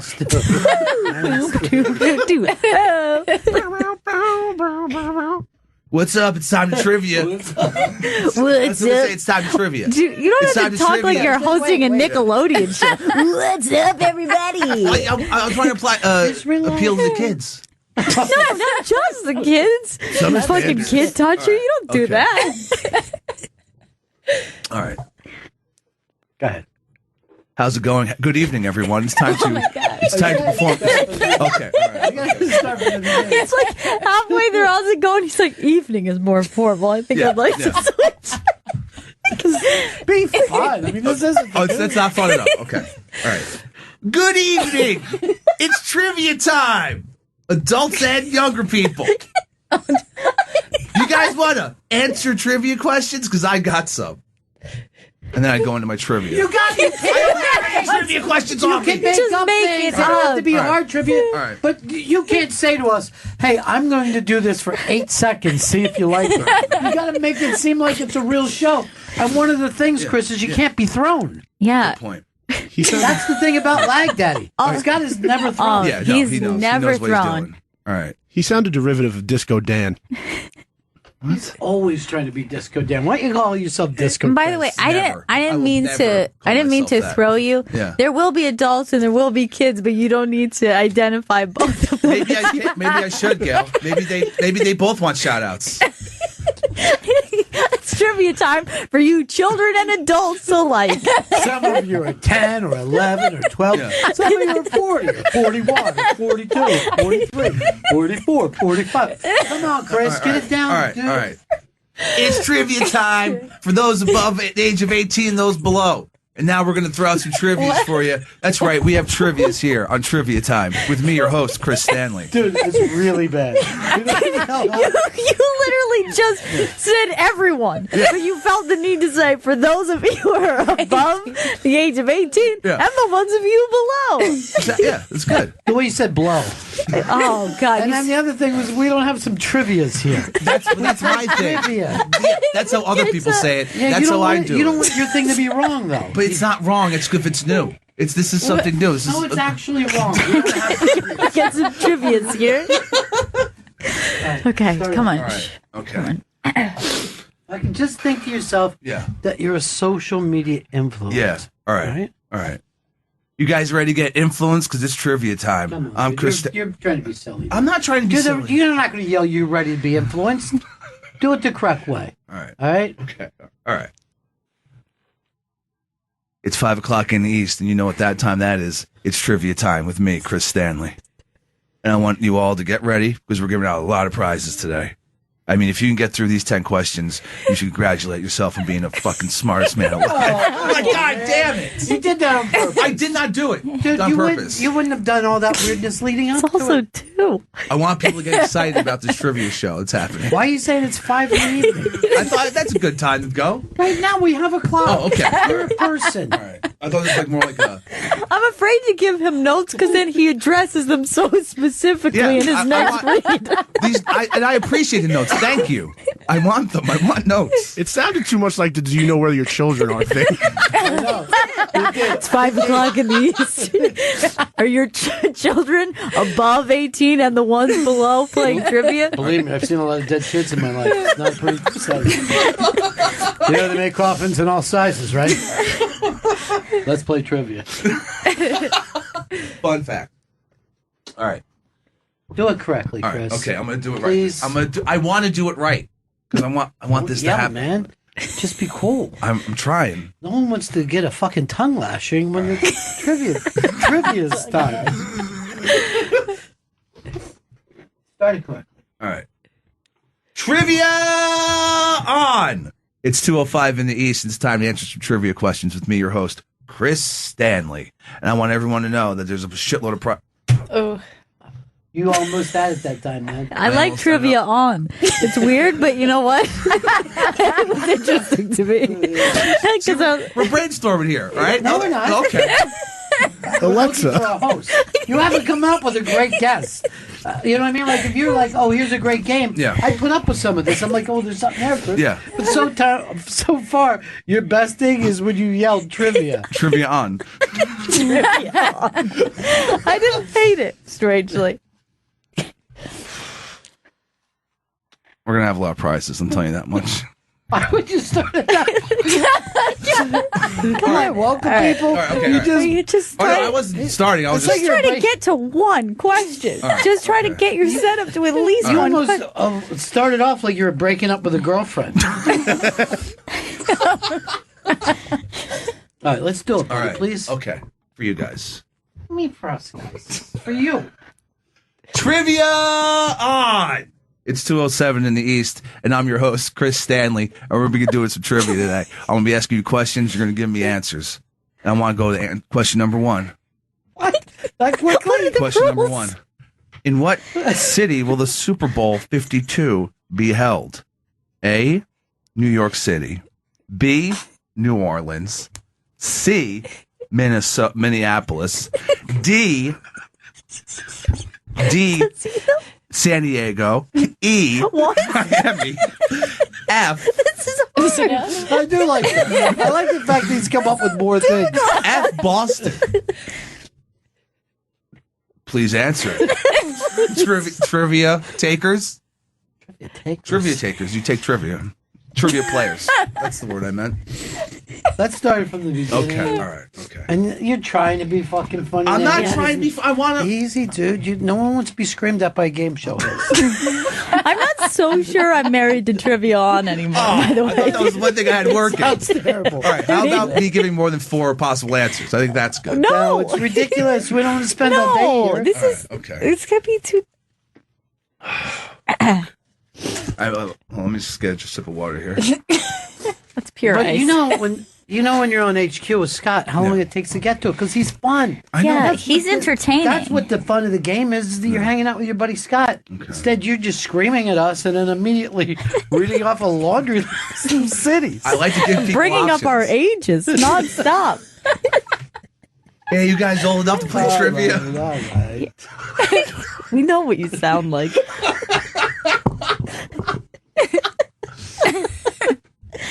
I'm trying to send this tape out. Oh, God. So I can get you some fucking work, dude. Make some money. I like that. I like work. I like money, Ron. Do you? Yeah. Because the way you're acting right now, like you have no regard for it. I'd like you to be at the quality level that I feel like you could fill in for Scott. Yeah, you on should be HQ. at that point. God damn it, you've been in broadcasting longer than him. And look at you, you're fucking shit on his stick. Oh, God, and it's he's harsh. wheeling it. You're living hand to mouth like a fucking stew bone. You're not even dating women from this continent. That's how fucking far you drop. Close to this continent. We're connected. It's the only place that isn't a continent where she lives.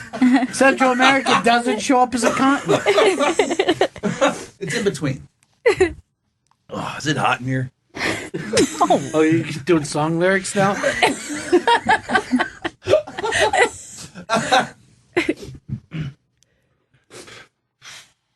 We do have a live feed also. You in character now? I can't. Oh no, I'm not in character now. I'm not Chris. Yeah, but I Stanley. want to get a good one before we go on. Okay, all right, all right. I didn't even know that your girlfriend was incontinent. No, she has control of her faculties. All right, not going to curse this time. This is the last one. Okay, all right.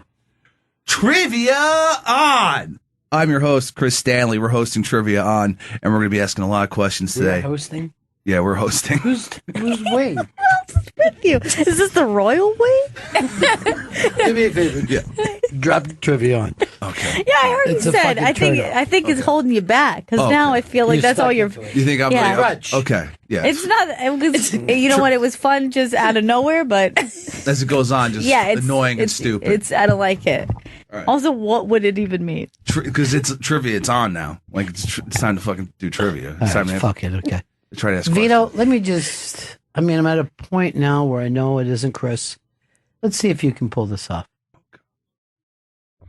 Welcome to Trivia Time, folks. It's me, Vito. Turn on your push noties to find out when we're going to be playing trivia every day. All right. I'm the host. I have the most. We're going to keep it breezy, stay easy. Let's get into question number one. Question number one, we're going, the beaver is the national emblem of what country? A, Canada. B, Russia. C, China. Not enough options. Tap your phone, folks. Tap your phone. Which one's it going to be? You're going to make it past question one? All right, time's up. Let's see how many of you people put it in. How many of you tapped A? Is it Canada, the maple leaf, where the beaver lives? Yes, it is. It's not Russia. It's not China. It's Canada. All right, we're going on to question number two. Fun. How many players are there not on a fun at baseball all. team? Now I'm just talking about starting rosters, not talking about the whole team, just starting lineup, okay? How many people are on a baseball team? National or American? No, National League. It's two different leagues. National League baseball team, how many players? All right. Is it A, 9? Yes. B, 25? What? Or C, 3? Now, you might be wondering, 3 people, is that just talking about the outfield? Or you thinking B, is it 24? You thinking the whole roster, maybe? All right, time's up. Hey, did you answer 9? Hey. Yeah, I did, but that's because I heard Ron say yes. Chris, can you see how easy it is to do this? I mean, we're having fun. He was engaging. I knew it wasn't engaging at all. Turn on those push noties, everybody. That was good. I like was that fun. a lot. You know, like that, like it's like appeals to like a younger generation without specifically having to mention their age.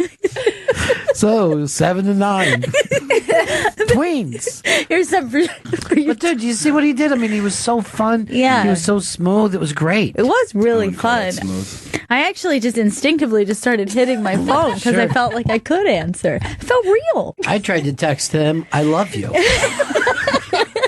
All right, now that you can see how it's done, Chris, right. could you just You give can us do one? something like And that. by the way, you notice he didn't yell out trivia on, and he connected with us. Because he has his stupid catchphrases.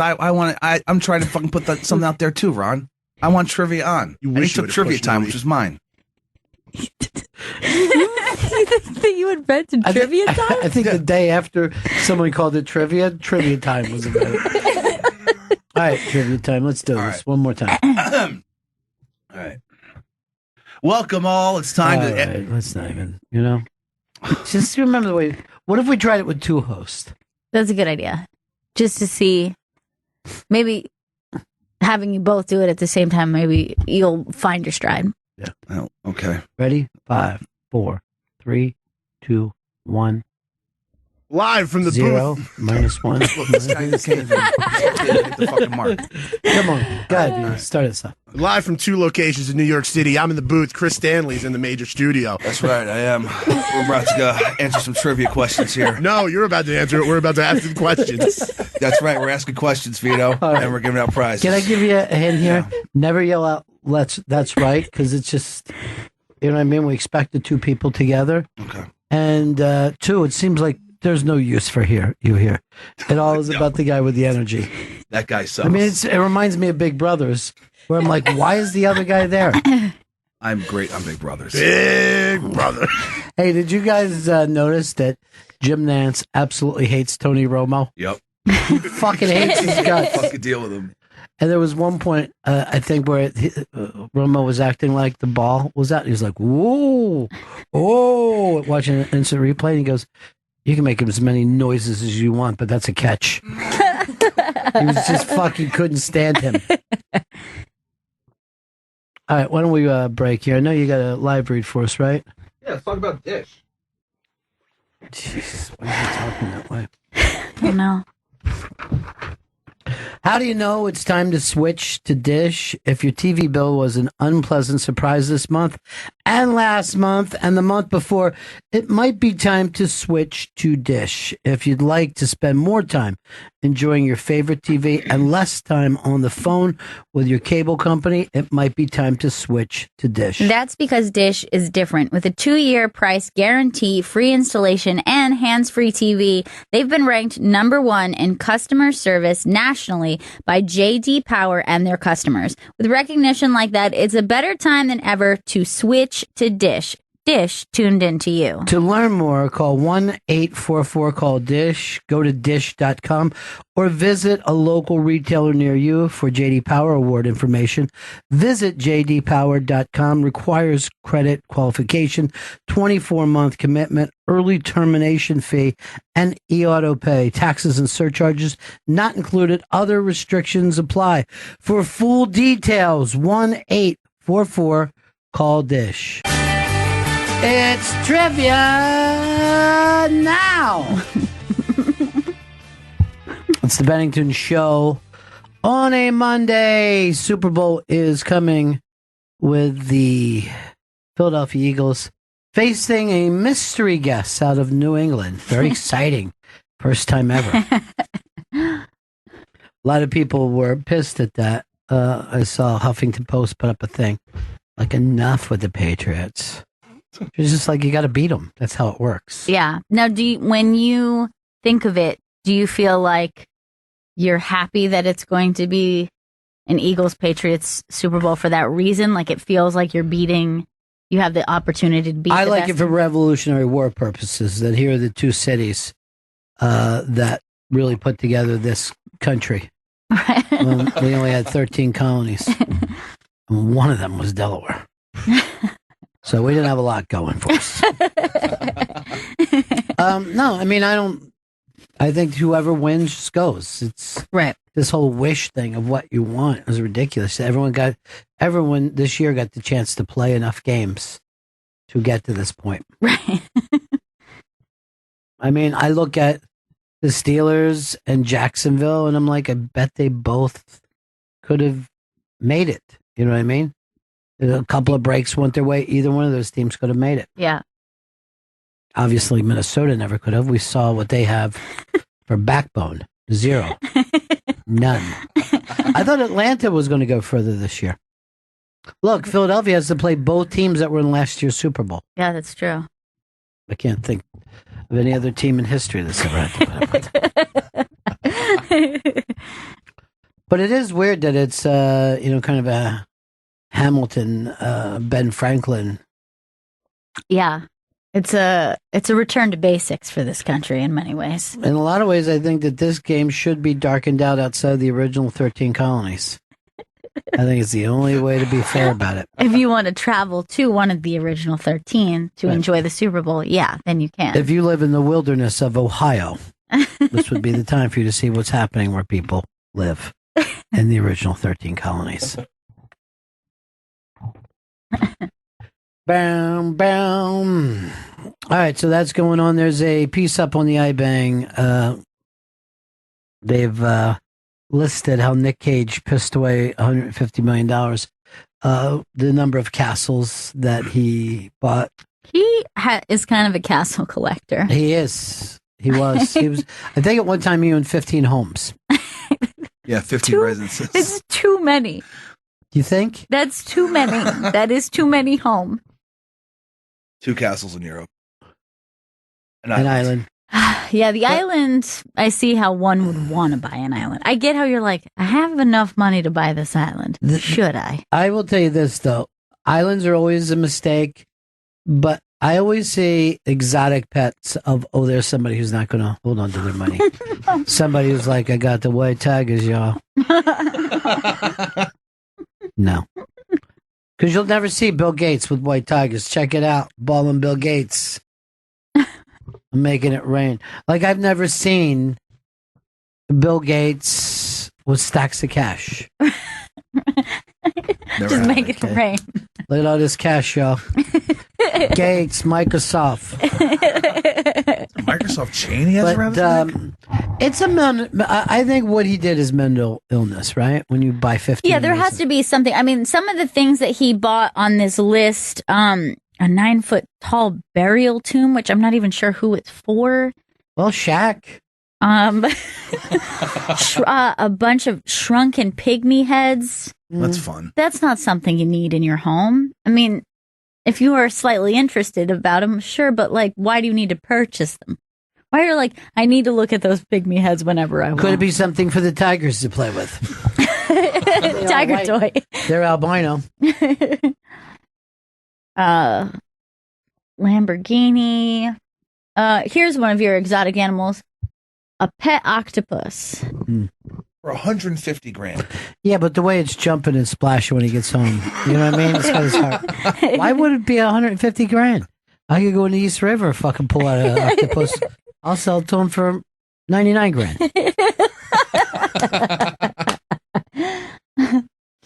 No, that's a collectible. He bought the first Superman. Yeah, that's not. I don't think it's as crazy as. What do you pay for it? Pygmy head. 150 grand. That is a bit steep, but at It's least a work of art. Yeah, that is a work of art. It's a collectible. It seems like something you could pass on or And- sell or resell, later. yeah. Unless he was like going through it and reading it. Just for his own That would be enjoyment. bad, Vito. Just sit next to his toilet. He's got like chocolate stains on it because he's eating Cat candy. ate chocolate. Ew. A dinosaur skull. That he had to give back because it was stolen. But I could see why you'd want to have a dinosaur skull. I guess. Well, how much did that set him back? $276,000. Yeah, a lot of these. He could have got 2 Superman comics for that. Or an octopus.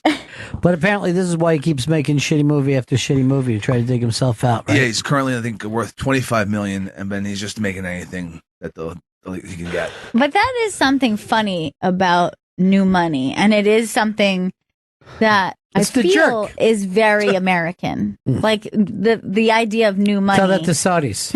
It's true. They do it pretty well. They're like idiots. Well, he's hilarious no matter how you fucking shake it. He's the best. Surprised he didn't have a giant yacht. I feel like it's something Nic Cage would have wanted. He can't swim, Chris. You know that. Why would you bring that up? I didn't know. We had another comedian get attacked on stage.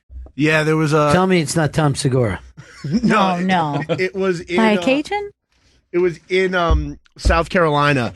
This comedian Steve Brown was on stage. This guy in the front row was like having an attitude, and he says back to the guy, "What's wrong with you?" The guy says back to him, "I'm fine. Go on with your puss ass show." Ouch. And then from there, they get into a huge brawl where the guy jumps on stage and he's throwing a stool at him. He's attacking him with a mic stand. This looks like it's a big place. Whoa. This is a lot of. Whoa. Jesus. Holy shit. Who's the comedian? I can't tell. Steve Brown is No, the bald where guy. and what? On the left, The bald guy. Yeah. Holy shit. This is.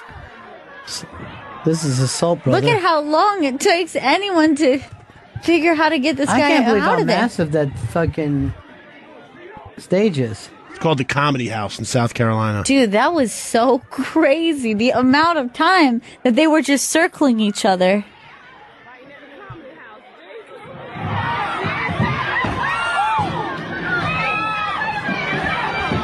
That's assault with a deadly weapon, man. Oh, yeah, absolutely.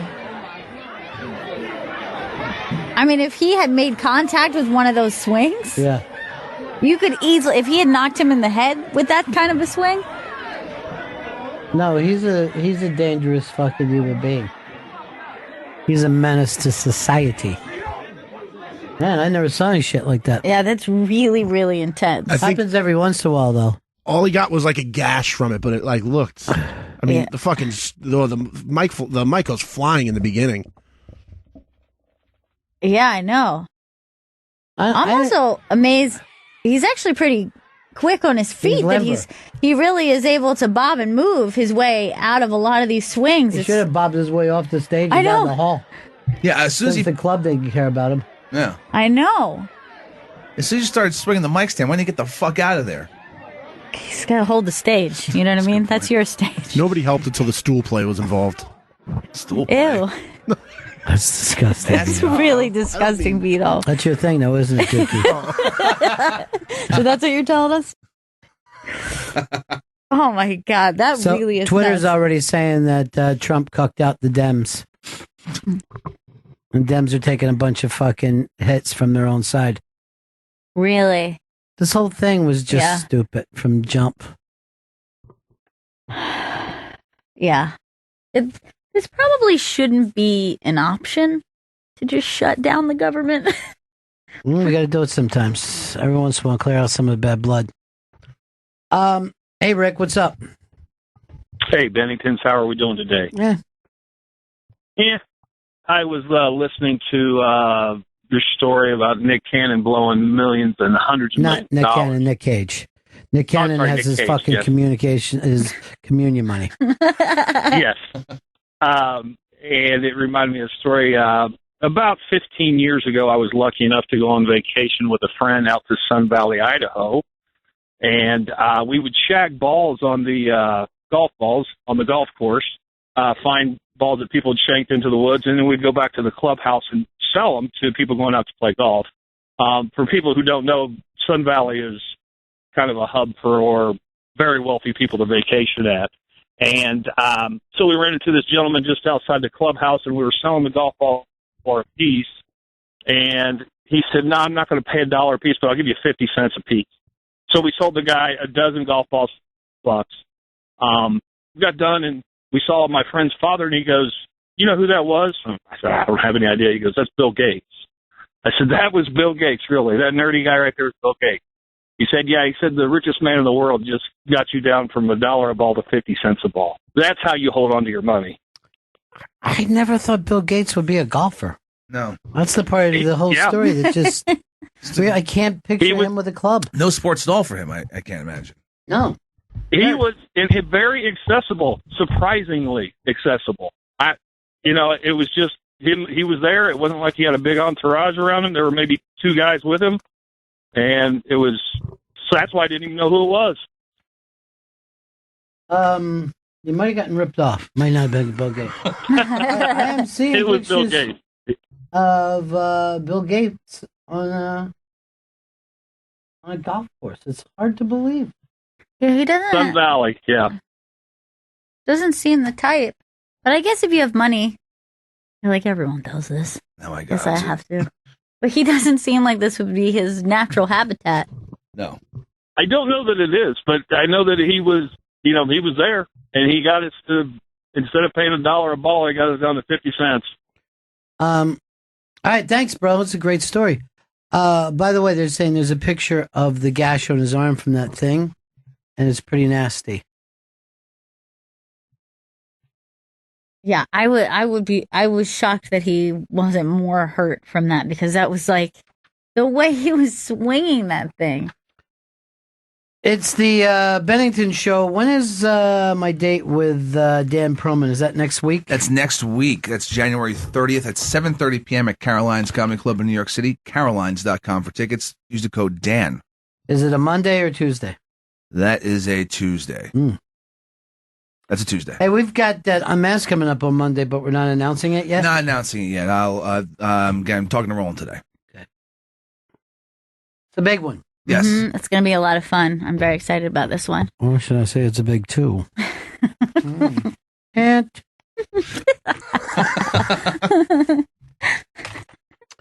All right, let's see what other stories we can jump to before we put this show to bed.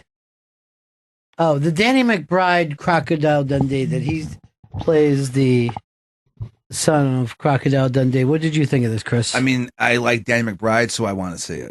Just because I like Danny. What do you think, Vito? I just don't think it's real. I agree with you. You I think it's fake? Yes. The trailer it looks like a fake trailer. Like this would have been, you hear about movies in development so early now that I don't see a movie trailer that's a big reboot sequel coming out without hearing anything until the trailer drops. I agree 100%. That's why I got to count on you as my ears to the ground guy. And Chris Stanley, I don't trust at all. You can trust me. This movie's going to get made. You have your dick to the Well, ground. first of all, it's not going to get made. When you have the trailer, it is made. This was just a teaser trailer. So it wasn't even the full Yeah, trailer. but- I think it's in development right now. But it's not gonna be no in one development. makes a development, and he doesn't need to do an in development teaser trailer. He's Danny McBride redoing Crocodile Dundee. You're not hoping to get a movie made when you're Danny McBride. You get it. And isn't a teaser is just like teasing the trailer that's to come later. This is after you've already shot a film. You don't like shoot a teaser Chris, before we'll you give shoot. you a chance to back out here and not feel embarrassed. No, this movie's made and it's coming out. If there is no movie coming out, you're going to shave your head then. Oh, Jesus. Then fuck this movie then. I'm shaving my head. All I got to know is whether someone means it or not. Mm-hmm. And I got him to tell the truth. You put the locks on the line and he won't do it. Yeah, he does not. Now, if I said to you, right, Chris? Yeah. I bet you don't have 2 feet and 10 toes. Uh-huh. And you told me you did. I go, would you bet the hair? Yeah, I bet the hair. Because you know it. Yeah. What I got you to say is you didn't know what the fuck you were talking about. I was gambling a little bit. Gambling or lying? Vito, what do you think? I think it's all bullshit, Ron. Thank you. Are you willing, Vito, to do Celebrity Big Brother by yourself? More than willing to do it. And I'll just call him my old buddy Adam Pock. No, I'm doing Celebrity Big Brother. Chris. It's Big Celebrity Brothers. Big Brother, not Vito and non-celebrity Big Brother. You're a scumbag. First of all, Yes. Yeah. do you want to see the project work? Yes, I want to see the project work. This is the way it has to happen. You got to put the team in front of the individual. Now, you got to think what is best for. If you their were right show. about this Danny McBride thing, or at least backed it up, I'd have no problem. He tried to buy his way into Celebrity Big Brother this year by giving me that Power of Vito necklace, but I'm just doing it with me and Adam Pock. That's so fucked up. I'm doing Big Brothers this season. Have you noticed I haven't worn that hat since I got mocked for it? Really? Mm-hmm. It was a great hat. I love that hat. Right now, I just threw it out the window. Why? Stupid. Everyone at school made fun of me. This is exactly what happened. What are you scratching me? Did I get a little fucking scalp problem? Dry scalp? No, just scratch it, a little scratch when the headphone rests on top of my head for too long. Dry? Or Yeah. too greasy? Too greasy, you know. I don't wash my hair that much. You got a nice high fucking forehead like a Jack Nicholson. Yeah, you do. He's my hero, so. Is he really? He's one of them. I like people who sit courtside at Lakers games. Jesus Christ. And there's people that you must like all the way around the whole fucking building. Here, play the clip, the lie clip. Yeah, no, I want to see it. Now I can judge. See if you would have thought this was real.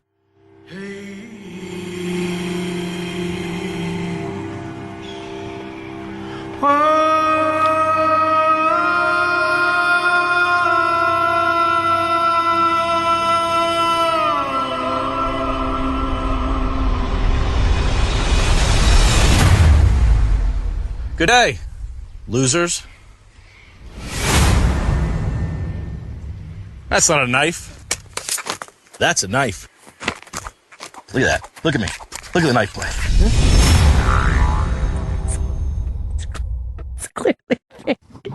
And it's coming out. It's coming out this summer. Yeah, this summer.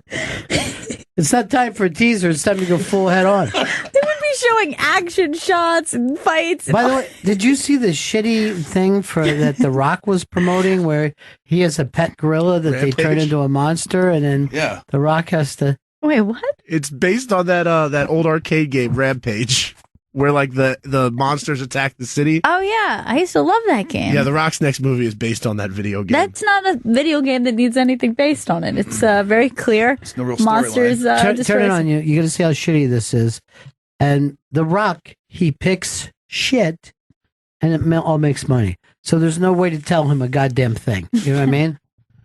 It's weird. You like hang out with animals more than people. Yeah, well, animals get me. I rescued George when he was 2 years old. George never would have survived on his own. He definitely trusts you. Last night, George was 7 feet and he weighed 500 pounds. George, you okay, buddy? You're scared. It's okay. This morning, he's 9 feet, pushing 1,000. What's happening to my friend? Are you familiar with genetic editing? Changes will be incredibly unpredictable. Is he the only one? Oh, you didn't know about the 30-foot wolf?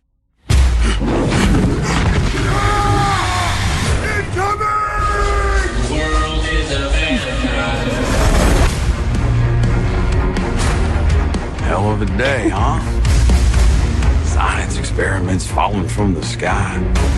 Having George on that plane is a big mistake. I think we'll be all right.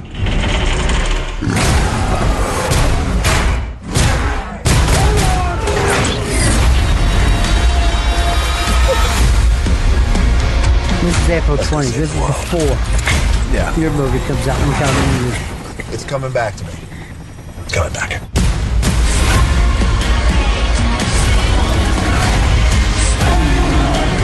You have to evacuate Chicago.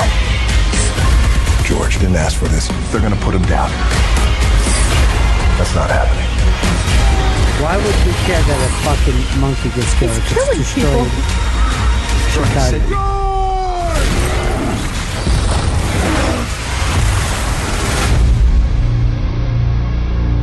This is how The Rock picks a movie role. Tell me what it's about. Well, it's going to be you and a green screen, and you're swinging and kicking at it. What's it pay? $25 million. The Rock will do it. And it'll be a hit. Tonight, Vito, is 25 years of Monday Night Raw. The old meets the new. The stars come back to a bunch of non-stars. If you think how many stars came in out of wrestling, and none of the new guys, right? Nah, not really. Who's the last one? I guess Cena. Cena's like the biggest of like John Cena. John Cena's already on his way out now, making movies anyway. So And when did he kind of show up? Like, that was like 15 years ago, right? like 10, 12 years ago. He just had like his 10-year anniversary. Wow, I thought it was longer than that. I think 2000.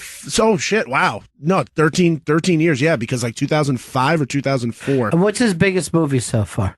Trainwreck? Probably Trainwreck, but he has this new one coming out called Cock Blockers. Yeah, I think he needs to make a hit before we can say he's going to be a movie star. And then he had that animated movie that just came out, Ferdinand, that I think made some money.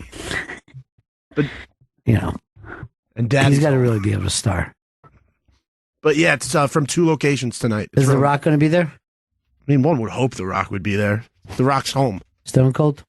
There's a lot of people saying Stone Cold is going to show up to Barclays tonight. Foley going to be there? Yeah, Foley's probably going to be there. I mean, he lives in Long Island. Road Dogg going to be there? Oh, yeah. I mean, he's a road agent now, so he'll be there. Road Dogg's a road agent. Okay, good. I'm thinking about going. Thinking? It's Barclays. I don't know if I want to spend the money. How much is it? It's like $130 for a ticket for upstairs. It's fucking crazy. I'm going to pay crazy. And it's not even the whole I show. used to pay $1.30. $1.30 to the wrestling. And the whole show's not even from there. So the first hour I'd watch on the TV, I believe. Where's it going to be? The Manhattan Center. Where our that makes sense. Yeah, where the first Raw was from. that's doing cool. it from Yeah, there. that's where you should try to get into. That one is like $300. There's $200 stage seats, but I have no idea what a stage seat is. You're in the ring, I think. Oh, man. I wonder who else they'll bring back. Mr. Monday Night? Probably. I mean, they have a full list of people, and then there's rumors that Hulk Hogan is the big surprise guest, but he said he's not showing up. There's rumors that people want him to run for the Senate or governor of Florida. He's like, I know I could win, but why would I want to do it? Yeah, Roger Stone was trying to get him to do it, right? Yeah. In the meantime, he was fucking Roger Stone's wife. Hulk, when you're finished with that, I'd like to pitch something to you. All right, we got to wrap this up. Chris Stanley, anything you need us to plug before we go? Ron will be performing with Rich Ross and Jim Florentine Friday, February 9th, 8 p.m. at the Ridgefield Playhouse in Ridgefield, Connecticut. RidgefieldPlayhouse.org for tickets. Ridgefield is where all the ridges are. All right, gang. We'll see you all again in 1974. Ladies and gentlemen, the evening is over. We hope you all enjoyed yourselves, and we'll see you all again in 1974. Good evening!